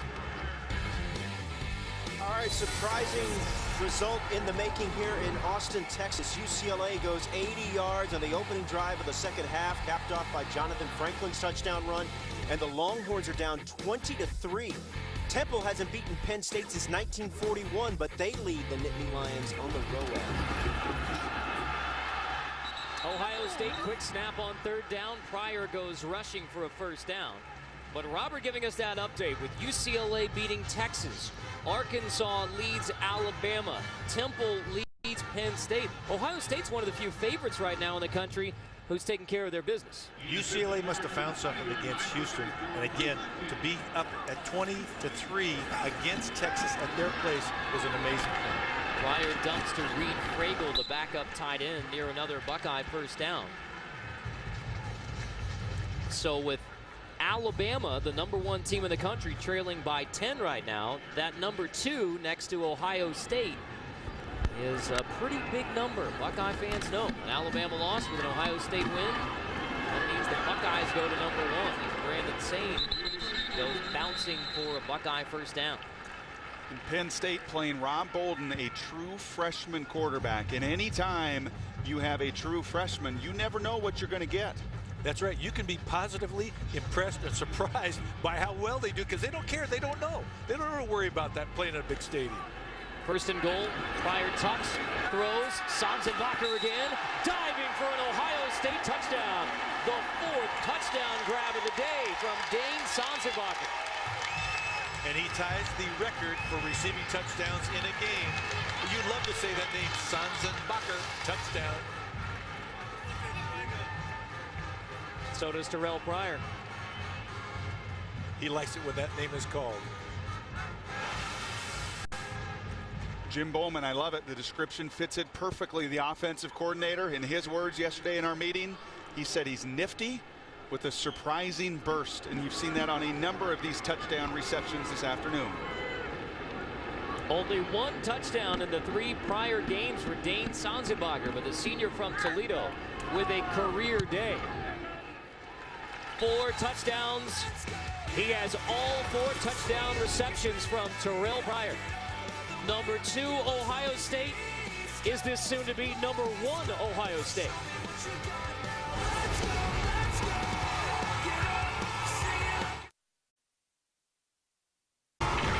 ESPN's College Football on ABC, brought to you by Pacific Life. For insurance, annuities, and investments, choose Pacific Life, the power to help you succeed. Priority mail flat rate boxes only from the Postal Service, a simpler way to ship. And Dr. Pepper, there's nothing like a pepper. Talk about a student union, the Ohio Union. 318,000 square feet, a $119 million complex. Opened last March after 2 years of construction. There are a lot of cranes and bulldozers around the campus of The Ohio State University. Construction everywhere you look. Near the Horseshoe, Carter Blackburn with Brock Heward, Mike Bellotti, where second-ranked Ohio State. A 45-14 lead against the MAC challenger Eastern Michigan, who came in with a 15-game losing streak. A couple of touchdowns today for Eastern Michigan. Eagles get the football at the 20 after the return from Corey Welch. So, Mike, let's talk a little bit about Alex Gillette in his day. We talk about the maturity of a quarterback and the maturity of a program and the growth. And again, Alex Gillette started 0 for 4. You can see there for 0 yards. He was 8 out of 10 since 120 yards. A couple of those passes were blocked and or tipped. So he has matured right here in front of our eyes on this field today. High backfield, it's Dwayne Priest, the senior from Roanoke, Virginia. Tailback.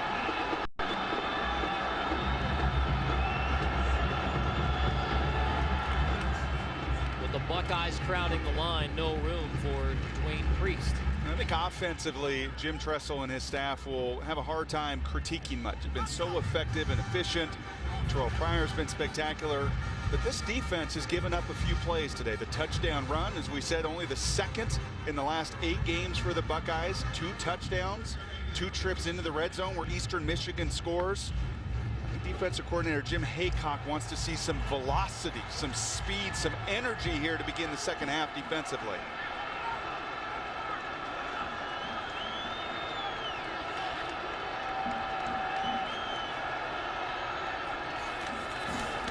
Second and 8. Priest makes Cameron Hayward miss and picks up 3 more positive yards. Cameron Hayward, the son of Craig Ironhead Hayward, the great fullback for the Pittsburgh Steelers.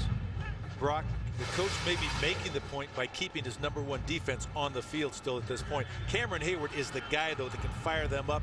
He definitely is the passionate, emotional leader of that defensive football team. You'd think at 6'6", 280, you could find him to block in the middle of that line. He makes himself small sometimes. Empty backfield for Eastern Michigan on 3rd and 5.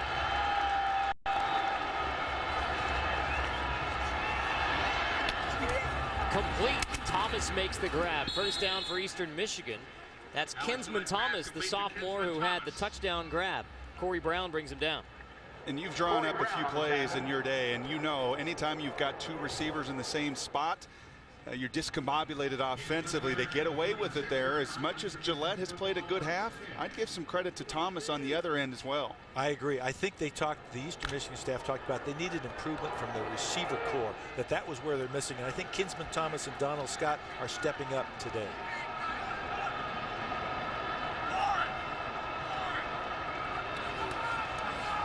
On first down, play action. Gillette looking to the tight end Thayer, who makes the grab back into Buckeye territory. And this is against the #1 defensive unit for Ohio State. Eastern Michigan moving the football again. Coach earlier in the game described Devontae Payne when he had that ball up too high and caused the fumble. But many times today you've seen very effective play action pass from Gillette, sticking that ball up, influencing those linebackers from Ohio State and giving Thayer some space at the second level. And maybe more importantly, he's getting the protection he needs to buy time for those routes to develop down the field. 2 tight end set as Moore motions to the left.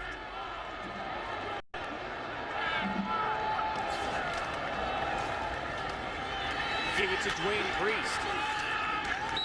Running room on first down as the Eagles continue their offensive momentum. Mike, how happy is Ron English right now with the way that his team not only has competed but moved the football against Ohio State? He's not happy with the score, but he's happy with the team how they're responding to this situation. The momentum created by a couple of first downs and the offense moving down the field buoys the entire football team, not just the offense. And if they play offensively at this level of efficiency, you're going to have a chance to break that 15-game losing streak.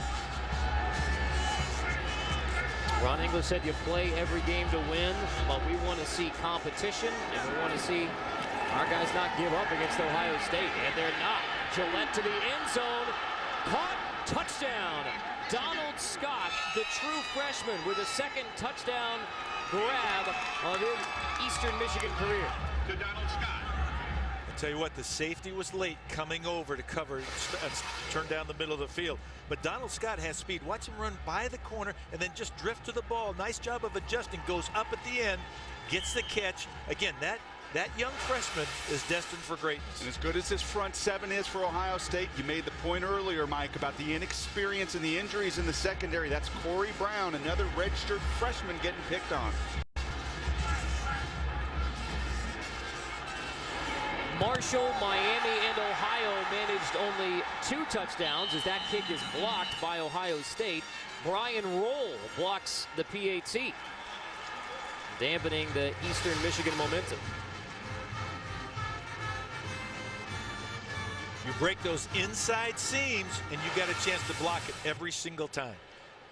Monday, 2 undefeated rivals battle for sole possession of first place in the NFC North as Aaron Rodgers leads Green Bay into Soldier Field with a take on Jay Cutler and the retooled Bear offense. Packers-Bears, ESPN's Monday Night Football at 8:30 Eastern. Coverage begins at 7 Eastern with Monday Night Countdown served by Applebee's. One of those Ohio State greats, now Green Bay Packers linebacker, A.J. Hawk. Going up against that newly explosive Chicago Bears offense. It's a really good shot that we saw there leading into that.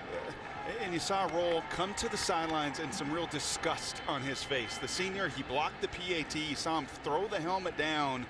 Not happy. That's a 3rd touchdown on the. It's a very proud senior group. You see Hayward there as well. This is a group, as I said, that had given up more special teams touchdowns than defensive touchdowns. Just 2 touchdowns through the first 3 games, including a Miami team that had just 1 touchdown and a field goal, and now 3 touchdowns you've given up on the back end. Eastern Michigan has scored more than the first 3 Ohio State opponents did against the Buckeye defense. This is Jamal Berry cutting back across the 30.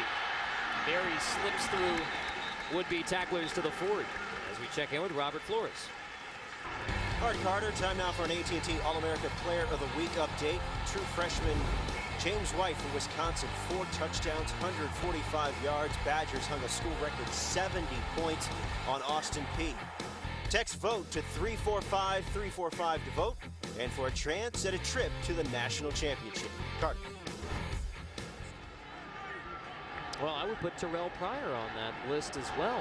Terrell Pryor has thrown 4 touchdown passes today, rushed for another, still in the football game with Ohio State up 25 points on Eastern Michigan in the 3rd.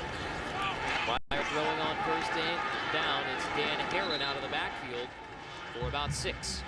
I'm not sure what they're trying to prove with Terrell Pryor still in there. They've scored on every single series except the one where they ran out the clock at the end of the half. So, again, I think there must be some specific things they want to work on as an offense now with this group getting ready for the Big Ten season. Well, I'm going to guess you're not going to see designed runs. Would that be fair to say? Maybe you develop more of this passing game. You get the ball out of your hands. But I'm guessing Jim Tressel and staff want very little contact on Pryor. Handing off to Herron on 2nd down. Boone takes a hit, keeps it churning for a couple of yards before Matt Boyd makes a stop. Is it easier, Mike, we talk about focus today. Is it easier for an offense to maintain some of that focus than it is some of the intensity that you need defensively? Well, yeah, I didn't say this earlier, but when you get up ahead by 30 or 40 points, it's hard. There's sort of a natural letdown by everybody, but sometimes the emotion you need to play on defense, to have the tenacity and the toughness, it doesn't happen if you're ahead by 20 or 30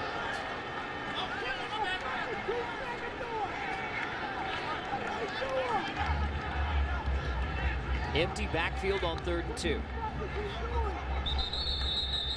Flag. Timeout. Eastern Michigan, 2nd team timeout. So the Eagles get the timeout called before the penalty against Eastern Michigan.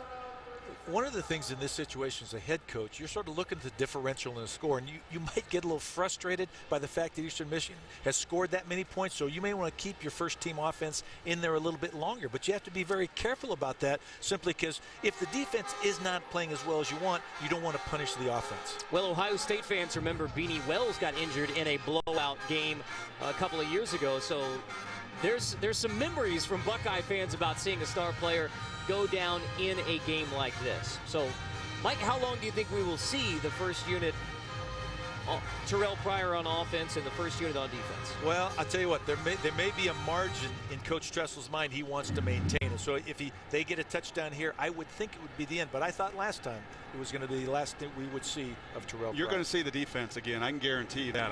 Brian Roll, as disgusted as he was coming off that field, throwing his helmet, that group is going to want to come out and establish themselves at least for one more drive.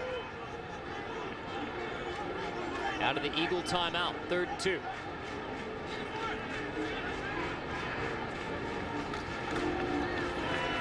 Play action. Pryor tucks it, and he will be dropped short of a first down. That was the 7th rush of the day for Terrell Pryor, so he goes over the 200 passing yard mark, over the 100 rushing yard mark. Only Troy Smith had done that in Ohio State history as a quarterback. That happened one time. This is the 4th time Terrell Pryor has done it. And you know, as a head coach, that may be the reason to keep him in the game. Sometimes you look, if a player is right on the verge of an accomplishment statistically, you might give him another shot to do it. You're seeing some body language that Jim Tressel talked about yesterday. He's been in these games. They scheduled the MAC for a reason, and he says one of the worst feelings is coming into a locker room, even after a big win, where you didn't play as brilliantly as you wanted, and just body language guys are down, and they're upset with some of their execution, and you're starting to see more of that today. This is Ryan Downer down the sideline. Buchanan, the punter, has to make it. Jim Tressel shakes his head.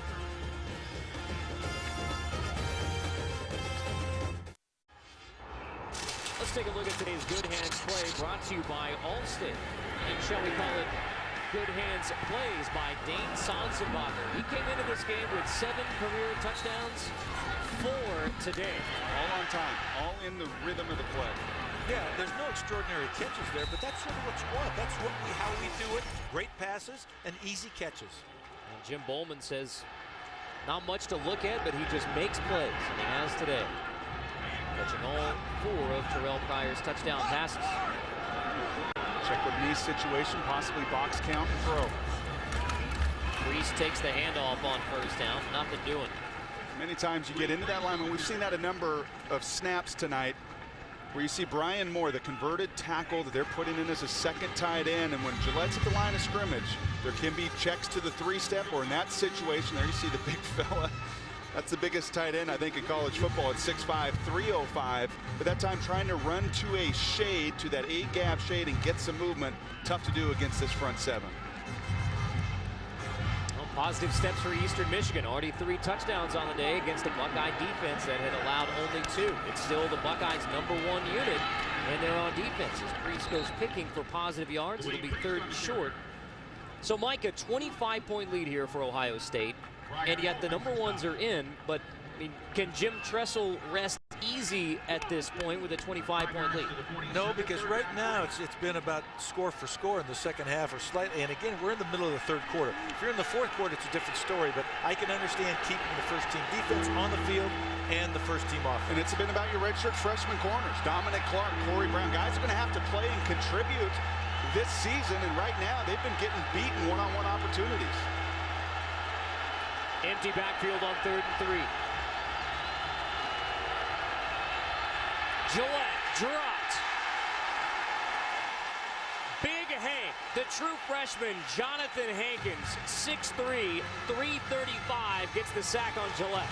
And probably the most powerful man in that defensive line because he's over 330 pounds. When he gets going and gets ahead of steam, it's tough to stop. He goes right through a double team, right to the quarterback, takes him to the ground. I think that true freshman will always remember his first sack in the horseshoe. Defensive coordinator Jim Haycock said he wanted his second string, his #2s, to make stops today. That's the backup defensive tackle. Hankins who makes the stop there. Ball makes the grab inside the 25.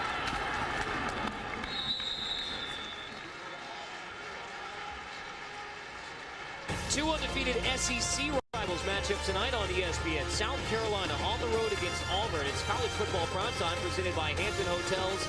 ESPN tonight, 7:45 Eastern. Also available online on your phone on ESPN 3D.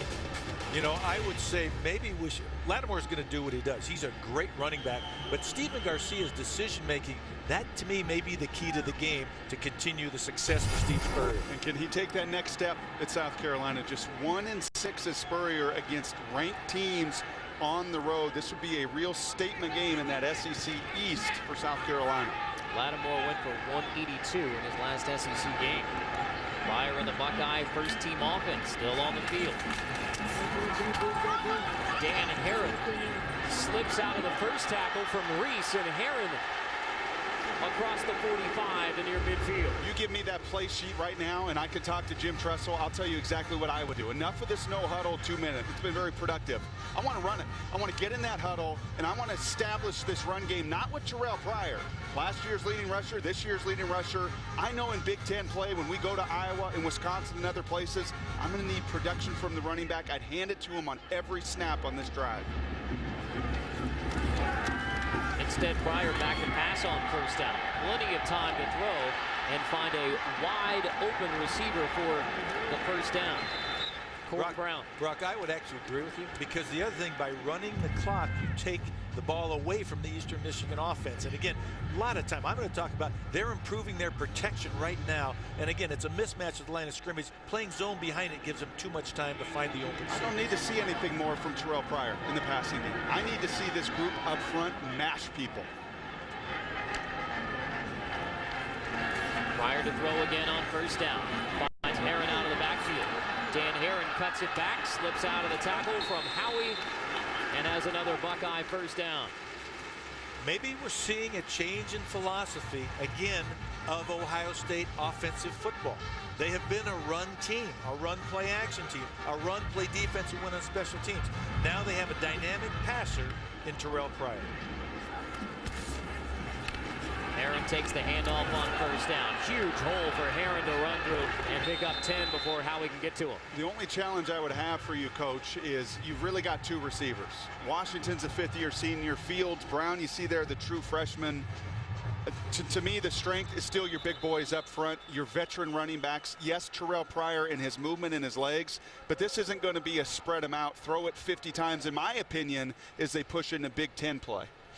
I actually agree completely with you on that. I'm just saying sometimes coaches fall into it. It's the best way. It's the best matchup. We're moving the football. Are we going to kick ourselves in the face because we don't want to throw the football? I don't know. And again, I think going into a league, every coach would tell you you want to be able to run the football when everybody in the stadium knows you're going to run the ball. It wasn't really until we put this game film on yesterday. I think you sit from afar, and we cover a lot of the Pac-10, and yes, we still watch everybody. It strikes me how much that Jim Tressel does formation-wise. They don't just get in the I formation. If you look at the game film and the number of breakdowns, the formations, the personnel groups, in his words yesterday to us, I want to prepare my defense for everything, and he likes to throw that whole kitchen sink out. That was a bit of a surprise to me when we put that film on yesterday. Jordan Hall takes it on first down. Hall wants to throw. It's Terrell Pryor, touchdown! 4 touchdown passes, 1 rushing, and now 1 receiving. From his high school teammate, Jordan Hall. And you know what? They don't care. They don't care. They're not listening to us in the booth at all. They just want to put points on the board. What better way? They run the halfback pass, throw back to the quarterback. You see Terrell Pryor come out the backside. Nobody covers. In the end, is supposed to see him wide open. He's a great receiver. He can be a great anything he wants to be. But again, trickeration from Jim Tressel.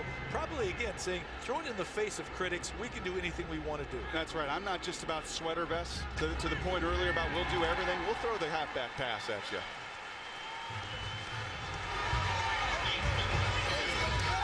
So Jordan Hall and Terrell Pryor, who not only excelled in football in Jeanette, Pennsylvania, but also in basketball.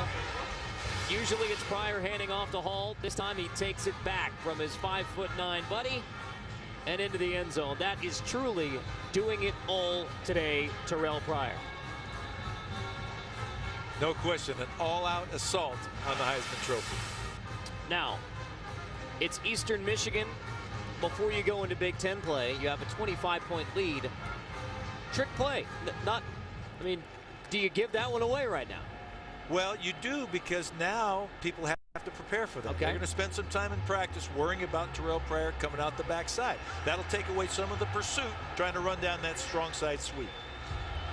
I know this, that Pryor and Sanzenbacher have added a lot of Buckeyes to their helmet today. There are some stickers to be distributed. A lot of chestnuts.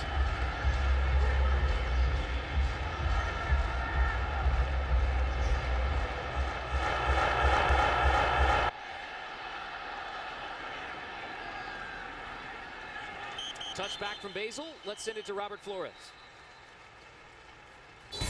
Number 1, Alabama gets closer to number 10, Arkansas. Greg McElroy, who's been picked off twice. Little swing pass to Trent Richardson. Nifty running here inside the 5. And Alabama closes the lead to 20-14. Meantime, look at this shocking development in Austin. End of the third quarter, UCLA up 27-6 on number 7, Texas. Well, Alabama, they're still not out of it. They have ability to come back because they can make plays on defense. Give some credit to Rick Neuheisel. We saw Stanford smash UCLA at home in the opener 31-0. He and his staff and Norm Chow have regrouped, and that is shocking to me down on the road in Austin. Beating the Longhorns the way they are. Thayer gets drilled, and there may be an injured Buckeye on the play. Johnson makes the hit. It's Chimdi Chekwa, the corner, who was slow getting up, along with Andrew Sweat, linebacker for Ohio State.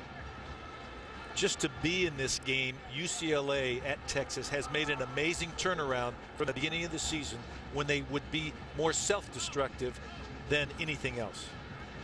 And remember, even if Alabama survives this is just the beginning of their tough stretch where they play versus Florida and then at South Carolina. So Alabama getting tested at Arkansas, but this isn't the end of the test. Every year is a new year, and every team has a new identity. Texas and Colt McCoy for 4 years, they're finding themselves. They don't know exactly until they get pushed and face a top-notch opponent exactly what they're made of. I think this Ohio State team learned a lot about itself when it took Miami on here, a very physical game. And Alabama, likewise, you replace 9 guys defensively. It's one thing against San Jose State and a true freshman, Bolden and Penn State. You know, these games are measuring sticks where you find out exactly what this group is made of. But Coach Tressel was worried that with Miami's convincing victory over Pitt, his players would look at that as validating them as having arrived. He said we have to guard against feeling too good about that. If Ohio State wins today and Alabama loses, Buckeyes would be number 1 for the first time since January 2008 when they lost the Sugar Bowl to LSU. On third down, Gillette thrown, incomplete, intended for Donald Scott. Tyler Moeller in coverage.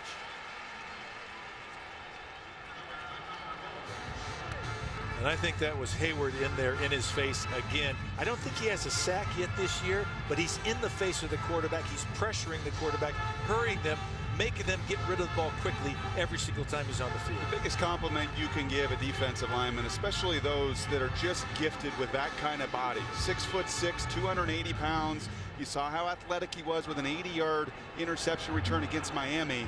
But when that coaching staff said this guy is 1,000 miles an hour, even in practice, even in walkthrough, to me that's a real credit to the kid. Big flags here as Corey Brown gets drilled, drawing boos from the Buckeye fans. Well, obvious contact before the catch, 15-yard penalty. Again, I'm not sure if the guy saw the ball or thought he was trying to time it up. Maybe we'll get a look at it later. Isn't that awareness?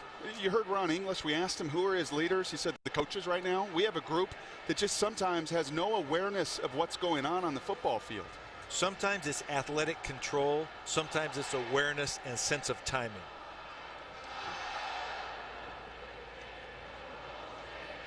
That's J-Ron Gillespie, and it'll be a 15-yarder. You know, you're also in a game where you're being beat, but you're trying to make a statement about yourself. Kick catch interference charge to the kicking team.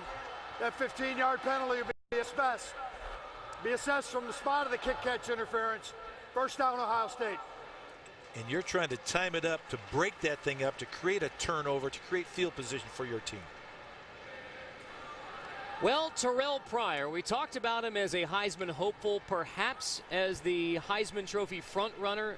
Pretty impressive all-around performance today. 4 touchdown passes, 1 rushing, 1 receiving. Is Terrell Pryor now the favorite for the Heisman Trophy at the end of September. Well, with the injury to Denard Robinson, he may have jumped in the driver's seat. Again, there's some things he can still get better at, decision-making, but physically, his performance today was really, really impressive. And I haven't seen all the numbers and stats with Ryan Mallett, but you beat Alabama, who's won 17 games in a row, the #1 team in America. You made a statement today as well. Bosserman, the backup, now in. He completes to the fullback, Zach Boren, for a Buckeye first down inside the 30. Well, and let's not forget Kellen Moore in Boise State, too. He's got some opportunity to make a statement tonight. And there's a running back at Alabama by the name of Mark Ingram who won the trophy last year. Now, there's a couple of backs, Trent Richardson now sharing that load for Alabama, but the Heisman Trophy race is really just beginning. But Terrell Pryor looked awfully impressive today. Now, we also talked about how there were so many question marks about Terrell Pryor developing as a quarterback. What did you see today from Terrell Pryor, the developing quarterback? I don't know if today is the best barometer. This is an Eastern Michigan team that was so overwhelmed physically. You see the playmaking ability, and we are at a loss for words at times to try to describe everything that he can do. He's in rarefied air athletically. And I like the list you went through earlier and the Heisman Trophy winners here. And I think if you asked all of those guys, Archie Griffin, Eddie George, the specimens that have been here, and you were to say to them, to a man, athletically, just raw good, just the raw materials we're working with, is Terrell Pryor the most gifted of all of you? And I'd have to imagine, as competitive as those guys are, they would look at Terrell Pryor, 4.32 in the 40, 6'6", 235, Mike, and probably tip their cap to just the phenom that kid is. They would agree. And also, I think we saw improvement today in some of the little things we talked about, finding the open receiver, being accurate with the throws. He played as well in the second half as you could ever imagine.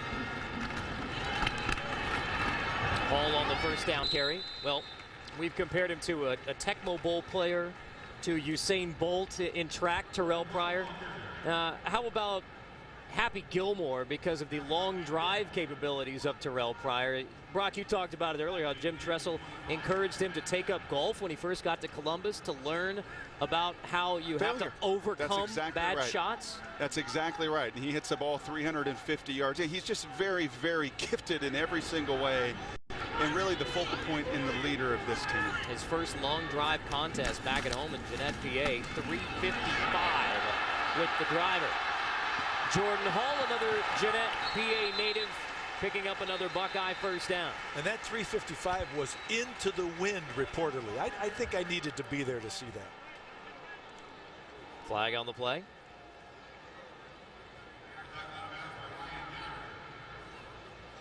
Holding on the offense. This will come back.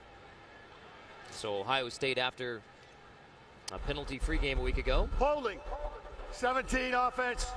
10 yards from the spot of the foul. Second down. 4 penalties today for Jim Tressel's team. And again, it's something you don't want. No matter what the score is in the game, no matter who is in the game, you want to eliminate penalties and negative plays. 1 yard gain on the play. Penalty marks the ball at the 27-yard line. Second down, 9, Ohio State.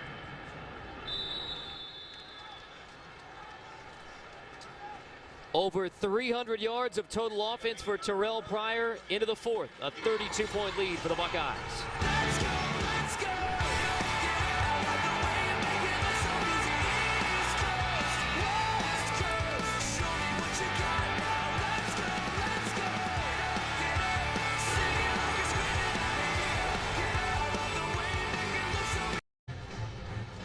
It may be a rough day for Crimson Tide fans, for Texas Longhorn fans, maybe for Penn State Nittany Lion fans, but for the Ohio State Buckeye fans to the fourth quarter with a commanding 32-point lead on Eastern Michigan, it's Joe Bosserman in at quarterback for Ohio State in relief of Terrell Pryor, and Bosserman shows he can scramble a little bit too. And he shows you the difference between 4.9 and 4.32. It's angles. It's these defenders for Eastern Michigan. When you have a Terrell Pryor that you are even with, and you think, oh, I can take this angle and tackle him, and you just get fooled because that stride is second to none in college football. Bosserman, the former minor league baseball player, they said he had an excellent changeup. Played 3 seasons out of high school in the Pittsburgh Pirates system. Joined the Buckeyes as a walk-on. This is 3rd and 5.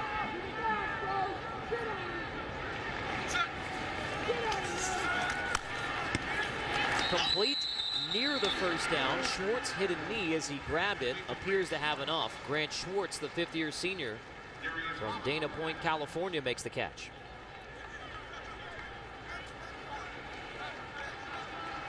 Buckeyes once again go with the hurry up in the Eastern Michigan red zone. Play fake. Bosman on the roll.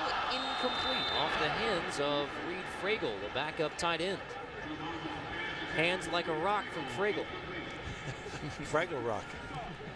I'll tell you, the backside receiver was wide open. He was clapping his hands across the middle, frustrated. Again, the quarterback goes through his progression. If the early guy is open, he's going to get the football.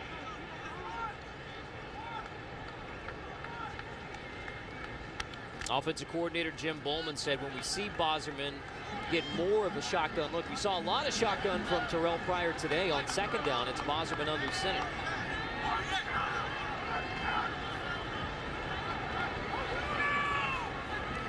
Pressure coming on 2nd down and 10.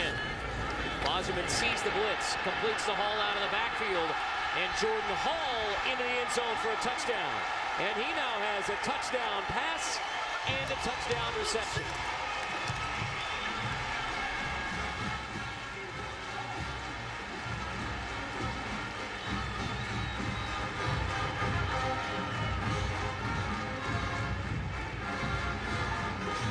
I think that was a design play in terms of a dump off with blockers down the field ahead of you.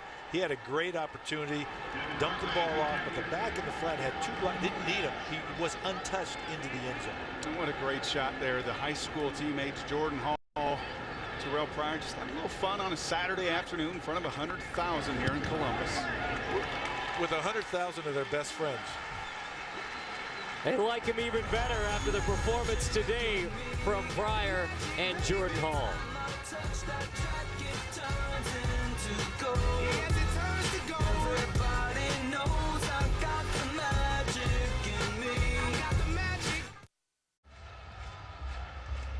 Second-ranked Ohio State Buckeyes a commanding lead against Eastern Michigan, and now Ohio State fans begin rooting extra hard for the Arkansas Razorbacks, hoping Ohio State can get that #1 spot if the Buckeyes close this one out and Arkansas is able to hold off Alabama.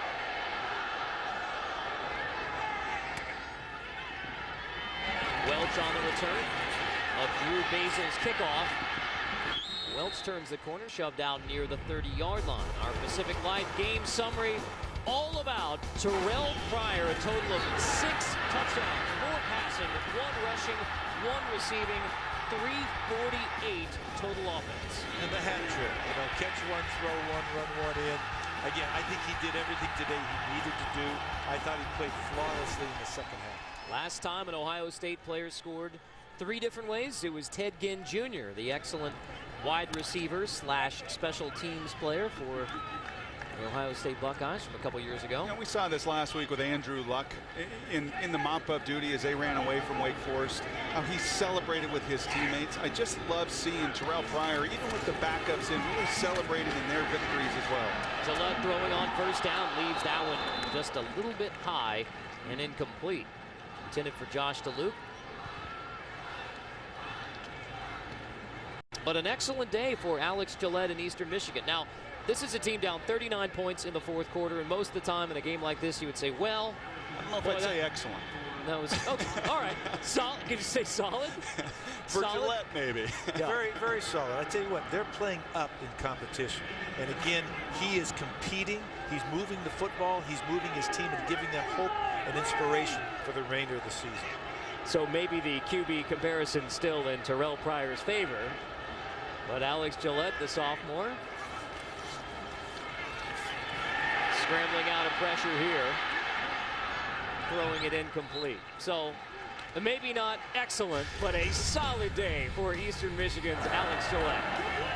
Well, discretion the better part of valor. Make the play when you got it, throw it away otherwise, but on the money under pressure several times in the course of this game, putting the ball where nobody else could catch it but his receiver, putting it into tight spots. And to give you credit there for your adjective. Thanks. Look at the windows he's throwing into versus what Terrell Pryor has thrown into today. Look at the number of defenders around every single target. His margin of error so slim today on many of those throws down the field, and he's been really excellent with his precision. Very good point. I feel I'm surrounded by English majors. Renaissance men, us all. Gillette slips out of pressure here on 3rd and 10 and completes. What an excellent play by Alex Gillette to slip out of that pressure and find Tyrone Burke. Yeah, that's a case where they couldn't find him. They thought they were getting, everybody sort of crashed in there. All of a sudden, he comes out where's Walden? Comes out the back of the pile. And again, unfortunately, the receiver slipped and fell down, had a chance to run for more yardage. Well, the Ohio State defense still with the #1 unit on the field. Forces a 3 and out, third straight possession that Eastern Michigan has gone 3 and out after the opening touchdown drive of the third quarter.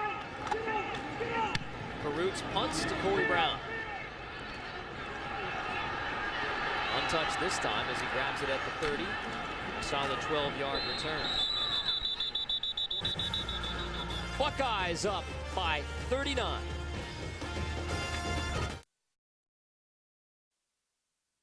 ESPN's College Football on ABC. Brought to you by Buffalo Wild Wings. You have to be here. Cadillac, the new standard of the world. And Farmers Insurance. We are insurance. We are farmers. Those are the Heisman Trophy winners, 7 of them in Ohio State's history. I'm not sure how many folks remember that John Hicks, offensive tackle, second in the Heisman Trophy balloting in 1973. Closest that an offensive lineman has ever come to winning college football's top individual honor. That is truly amazing because they don't get the credit that's due them for what they accomplish on the field. Pretty good one here in Orlando Pace as well. #1 pick. Jamal Berry, redshirt freshman, picks for a couple of yards. We've talked about and really praised a lot of the efforts of Ohio State. Any concerns coming out? What are we, about 40, 50 minutes into this game? Was there anything that you have seen from Ohio State, if indeed they become #1, that you should be a little concerned about? Kicking game. They did not dominate the field in terms of kicking game, and they should against a lesser opponent. It's been an issue all season long. I don't think they addressed it or got it solved today. We asked Jim Tressel about the kicking game, specifically about the field goal kicking. Barclay handles most of the duties. Basil would be the long kicker as Bosman throws, complete on 2nd down. Near another Ohio Turnover State. Eastern Michigan recovers. Again, the difference, too, is how much time the Ohio State quarterback has to throw. And again, here you can see, again, the reception, catches the football, turns up, but gets hit right there. And again, ball punched out off his feet, open on the ground. That's 3rd-string tight end Ricky Crawford. So you're getting down into the depth now. But one thing we have seen from Ohio State, the #1 team in America in turnover margin, they take care of the football. Terrell has just the 2 interceptions. That's the first fumble for Ohio State this season. And what you want to see, no matter who plays, is execution. Do not beat yourselves. And I'm sure Coach Tressel stressing that on the sideline. Goodwin forces the fumble. Rose recovers it. Eastern Michigan football. Devontae Payne in at quarterback. The redshirt freshman on play action. Heaves that one to the Eagle sideline. Soaring like an eagle out of bounds. But excellent arm strength, Mike. I'm sorry. Yes, I think he got rid of that ball under pressure. Thought he had to put it up in the 3rd row of seats. It almost made it, too. Who does he remind you of, Devontae Payne? You know, he's built like Terrell Pryor, and they say he's got an arm like John Elway. And I think they have great visions of this young man in the future.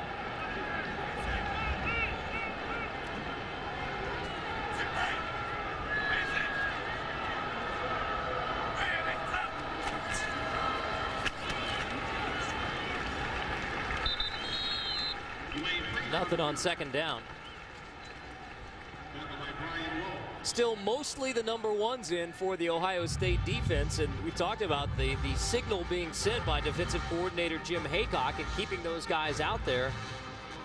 After that opening touchdown drive by Eastern Michigan, it's been a few 3-and-outs, and we're seeing more of the number 2s work in now for the Ohio State defense. And they need to. They talked about wanting to get people in the game to get them battle-tested and ready for the Big Ten season. You get an opportunity in a game to really see what kids are made of, how they'll handle situations.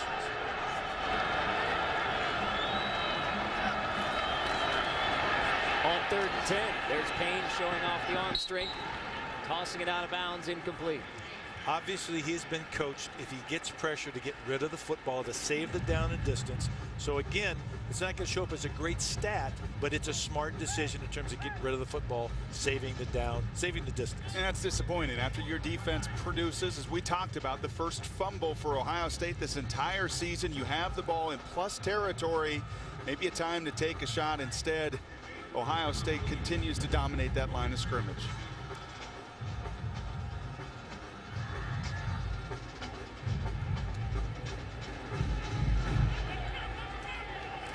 Carruth's to punt.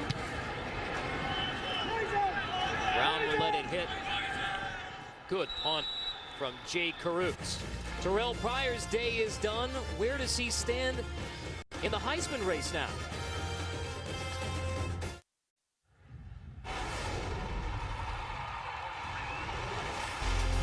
Great players, great teams, Hall of Fame coaches at Ohio State. Woody Hayes, Earl Bruce, John Cooper, and now Jim Tressel. And both Earl Bruce and John Cooper, frequent guests around the Ohio State football team. We needed to get there early on Friday morning because they both helped teach a football theory class with Coach Tressel. Earl Bruce always talks about running the football and toughness. John Cooper talks about the two-deep zone defense. And Coach Cooper's fairly quiet, but Coach Bruce gives a lot of advice on what to do to win games. And you have to get there early. I mean, you have to be dedicated if you want to take that coaching class here at Ohio State. 7:30 a.m. on Friday morning to get Jim Tressel's football coaching class that his staff contributes to, and Earl Bruce and John Cooper contribute to as well. I think it's the one element that's lost in some of the really good coaches I've been around. Tony Dungy, Mike Holmgren come to mind. Mike Holmgren was a high school teacher for a decade before he ever became a GA at BYU and moved up the ranks. People forget that coaches are teachers as well. Barry on 2nd down. Let's send it to Robert Flores. Carter, Nick Saban is 3-0 against Arkansas as head coach of Alabama, but he's in trouble now.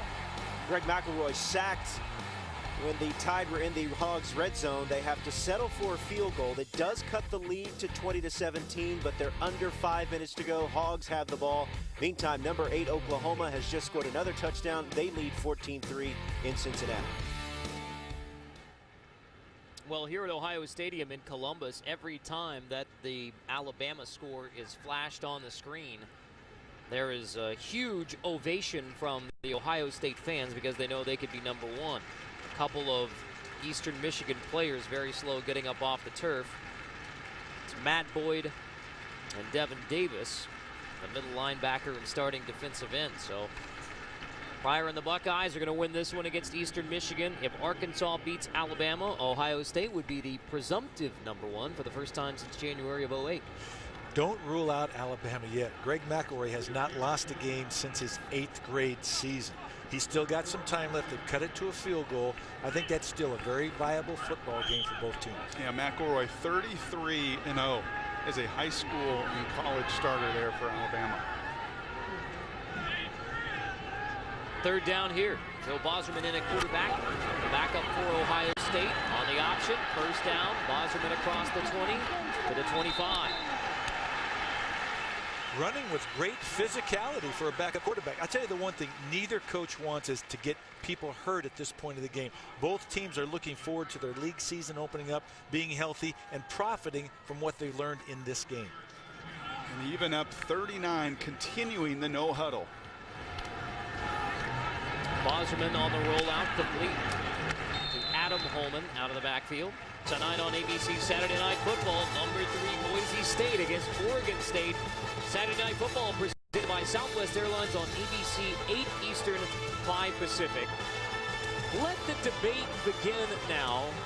If Ohio State runs the table, and if the Boise State Broncos run the table, and if #1 Alabama stumbles, could it possibly be Ohio State versus Boise State in the national championship? Absolutely. In my opinion, if Boise wins out, and there are one-loss teams across the nation with their schedule, and again, I think the key we have to talk about is the Fresno State-Nevada games back-to-back. Not just because of the dangerousness of Nevada, and while it does, but because after Fresno State, who runs a power running attack and will beat you up, a very physical game, to come back-to-back could be one of the downfalls of that schedule. How about that? Every one of those games to end the year right here on ESPN for Boise State. I think the network's taken notice of what Chris Peterson and Boise State have built. How about that scene game day today? Impressive. As is this run from Jamal Berry, the redshirt freshman down the sideline for 6.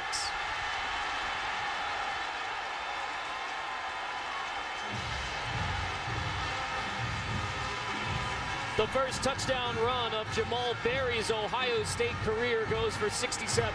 And I'll tell you what, Ohio State is really excited about Jordan Hall and Jamal Berry. Those two young tailbacks both possess speed and quickness that can really offset the play of Sane and Herron. Beanie Wells, 6'2", 230. Eddie George, you saw his physique, and by these guys a little different. Barry's 5'10", about 200. We've seen Hall earlier, about 5'9", 195. But some of the get up and go, does he stay in bounds? He looks like he does. Ooh, that's close. He tiptoed that sideline, but got very close right there. It's in the books now. Snap is down. PAT is good. 66 points, the most scored by a Jim Tressel Buckeye team.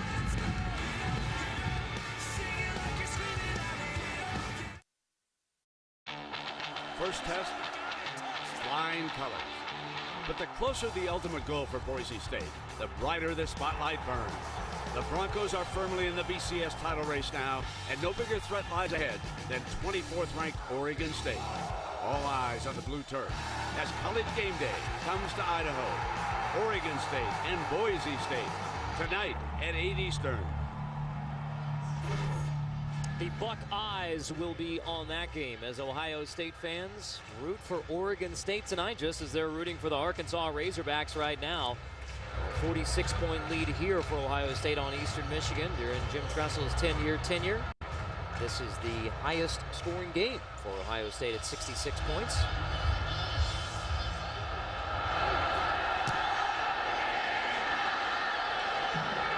Welch fields the kick from Drew Basil near the 5. Eagles will take it right around the 20. So Boise State versus Oregon State. We know all about the Rogers brothers, heard all about the Rogers brothers for Oregon State. But my question is, Ryan Katz, a quarterback for Oregon State, is he ready for this type of a game? I think he is. Oregon State can beat anybody on their schedule. They don't call them giant killers for nothing. Now, certainly, they need maturity and instant maturity from Ryan Katz, because when you have the Rogers brothers, you can do a lot of things. You're still going to need to throw the ball in obvious pass situations. I don't think Boise, though, is going to back down. Boise's not afraid of the showdown situation. Gillette back at quarterback, rather it's Devontae Payne at quarterback for Eastern Michigan.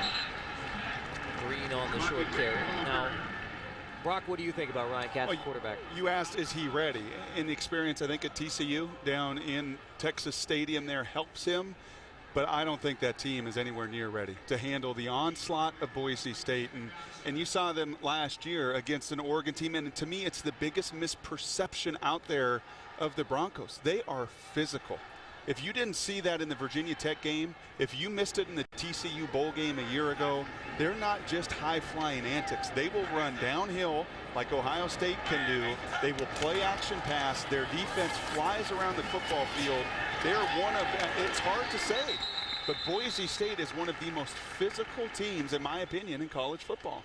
Well, they've beaten the likes of Oklahoma, Oregon, Oregon State, TCU on national stages. I think, again, they know what they're in for. They're aware of the opportunity, not the pressure. How about TCU and Boise State? I mean, as we talk about potential BCS busters, those two teams who met last year, is it TCU or Boise State? I mean, Could they both be there? TCU is doing everything they have to do so far to be considered in that equation. I think unfortunately for them, though, they lose that bowl game last year. If TCU wins that bowl game, I think they probably start the year ahead of Boise State. They did not. Boise really controlled that bowl game, comes into this season ranked number 3 in the preseason, which I have absolutely no problem with at all. And then I really do think tonight you are going to see just the speed with which Boise plays at home.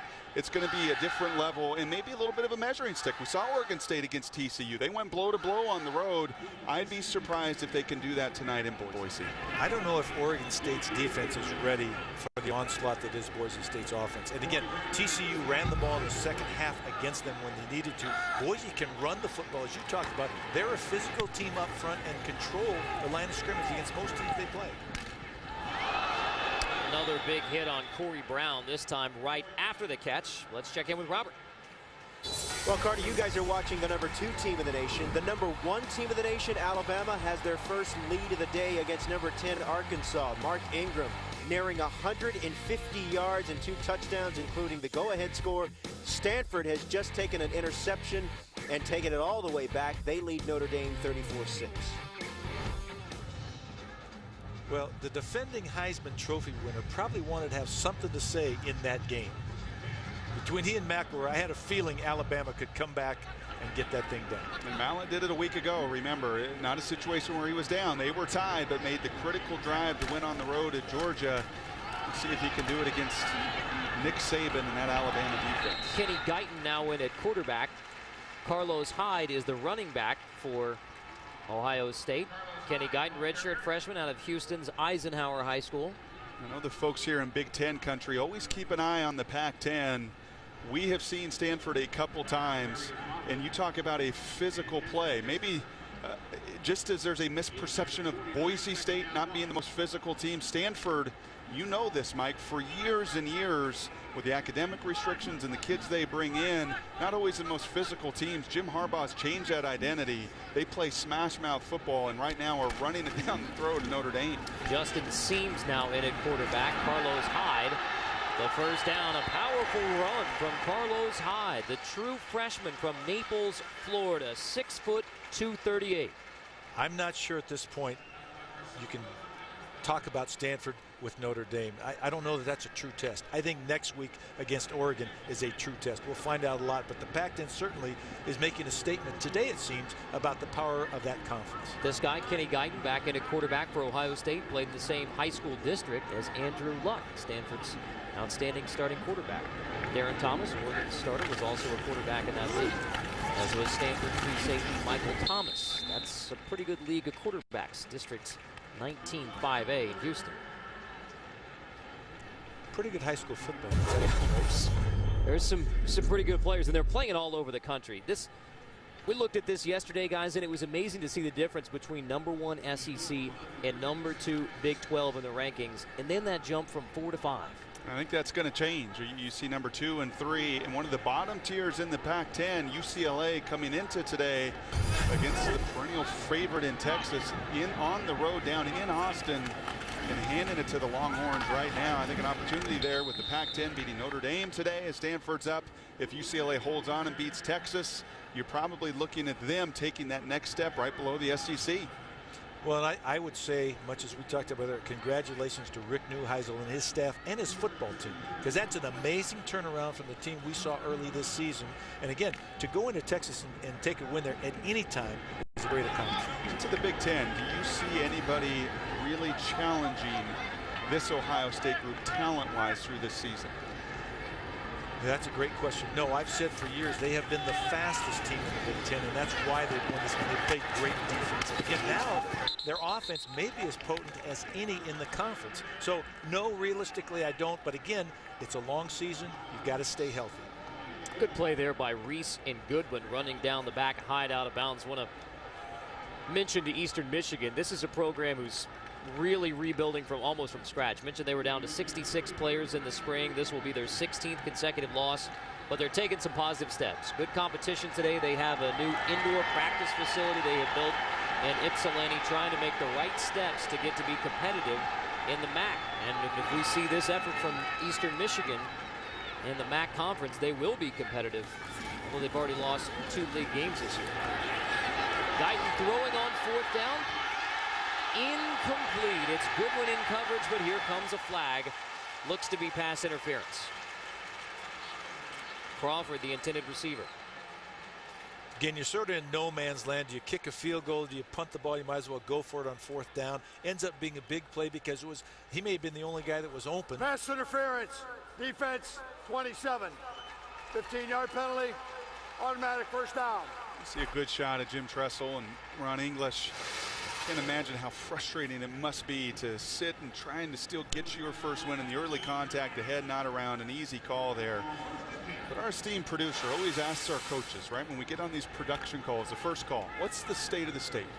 And yesterday you heard Jim Tressel in our meeting, and there are times coaches can maybe try to have you drink the Kool-Aid a little bit. And Jim Tressel, I got the honest-to-goodness feeling yesterday, really likes this group and this team he has here this season. His 3rd-string quarterback breaks a touchdown run. Kenny Guyton, the redshirt freshman, with the first touchdown of his Buckeye career on a 15-yard run. Well, the offense today has rarely missed a beat. I know he's got to feel really good about that, about the contribution from all of the quarterbacks. Not a bad option when your 3rd quarterback can run like that. Can make that move on a defensive end. Now, Jim Bowman told us he was an excellent zone read option type of quarterback. Perhaps on the draw there. But look at the picture. And that's what I think Jim Tressel was alluding to. These guys love to practice. They love to work. Terrell sets the tone and tempo because he's a filmaholic. He's a junkie there. And when you get a talented group, and you know this, Mike, a talented group of guys that enjoy one another and enjoy practicing, good things happen. They like each other and they respect each other. Let's check in with Robert Flores. Well, Carter, number 2 having no problems. Number 1, Alabama, they were on the ropes, but they get an interception from Ryan Mallett. Less than 2 minutes to play. Dre Kirkpatrick may be sealing the deal for the number 1 Tide. They lead 24-20, a little more than 90 seconds to play. Number 8, Oklahoma, up 14-9 on the road against Cincinnati. Robert, you're breaking Buckeye hearts here. I mean, giving us that update saying that Alabama, the number 1 team, may in fact hang on and win in Fayetteville, Arkansas. Ohio State, the nation's 2nd-ranked team, no trouble here today against Eastern Michigan. Boy, the ROTC folks have got to be awfully tired. Most points since 1996 for an Ohio State team. They're going to do almost as many as the Duck mascot. That's right. He's done 1,000, the Oregon Duck mascot. I saw that note. He has done 1,120 push-ups as the Oregon Duck mascot in just 3 games. Another touchback, giving Eastern Michigan the football at the 20.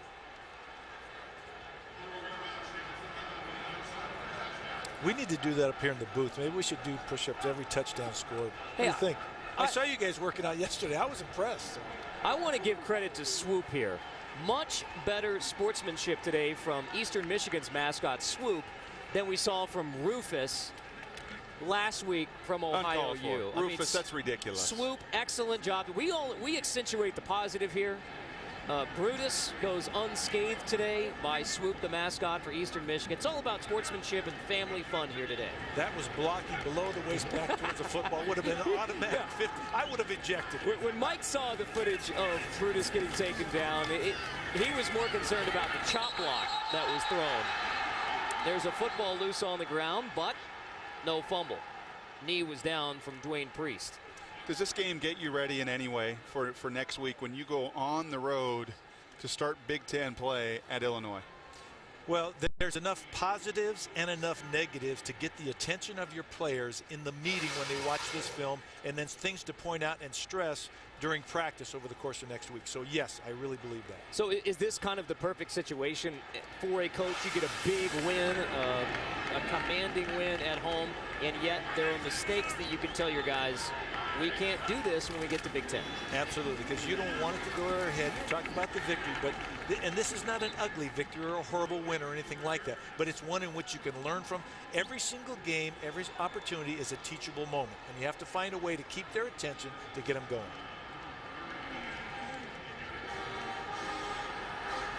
Third down coming. If there isn't any negatives today, you saw Christian Bryant earlier, a true freshman from Glenville High School. They have a number of them. We saw the Ted Ginn Jr. highlight earlier that he had scored 3 touchdowns. His dad coaches at Glenville High School, produced a number of players. Christian Bryant forced the fumble earlier. A couple of the redshirt freshmen, Dominic Clark, Corey Brown, those are the guys today that took their lumps a little bit, giving up big plays down the field. Let's go to Robert. All right, Carter, coming up tonight on ABC, 8 o'clock Eastern, 5 o'clock Pacific. It is Boise State, led by their quarterback, Kellen Moore, hosting Oregon State, led by the exciting Rogers brothers, including Jacquizz Rogers. That's tonight on ABC, Oregon State against Boise State. Here in Columbus, Ohio, second-ranked Ohio State with a tremendous performance from Terrell Pryor today. 6 combined touchdowns, 4 passing, 1 rushing, 1 receiving. And Ohio State no problem with Eastern Michigan out of the MAC on its way to its 16th consecutive loss.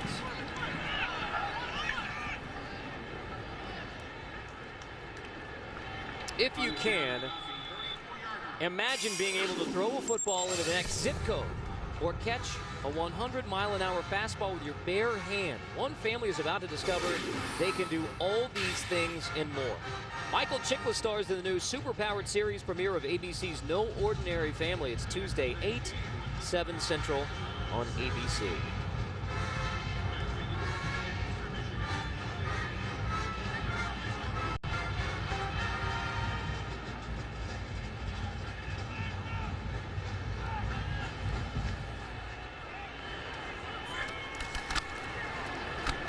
Dighton at quarterback for Ohio State.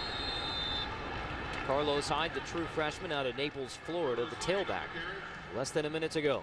You know, you asked me earlier about what they could work on too. I'm going to come back to special teams only because offense fills the seats, defense wins games, but special teams win championships. And Ohio State wants to win a championship. They've got to shore up the special teams play going into the Big Ten season. And having special players, and we've seen it in every way, shape, and form from Terrell Pryor on cue today. Catching the touchdown, running for the touchdown, throwing 4 of them, spectacular in his efforts. We talked about Ohio State needed to maintain focus. Eastern Michigan needed to compete today. Would you check both for the Eagles and for the Buckeyes today? I would check both, and I would say that, again, Ohio State's talking about national championship. That is their goal, and again, you've got to stay focused every play. Eastern Michigan, on the other hand, is searching for their first victory. I think they took a step in the right direction today. It's Terrell Pryor's day, 6 total touchdowns, and second-ranked Ohio State with a commanding win, 73-20 over the Eastern Michigan Eagles. Ohio State goes to 4-0 in 2010.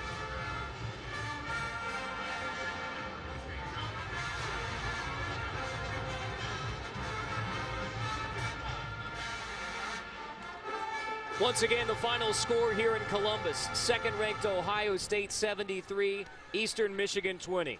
Terrell Pryor, 348 yards of total offense and 6 touchdowns. Join us tonight, 8 Eastern, ABC, college football, Oregon State versus number 3 Boise State. For Mike Bellotti, Brock Heward, and our entire crew, I'm Carter Blackburn. Second-ranked Ohio State, 73-20 over Eastern Michigan.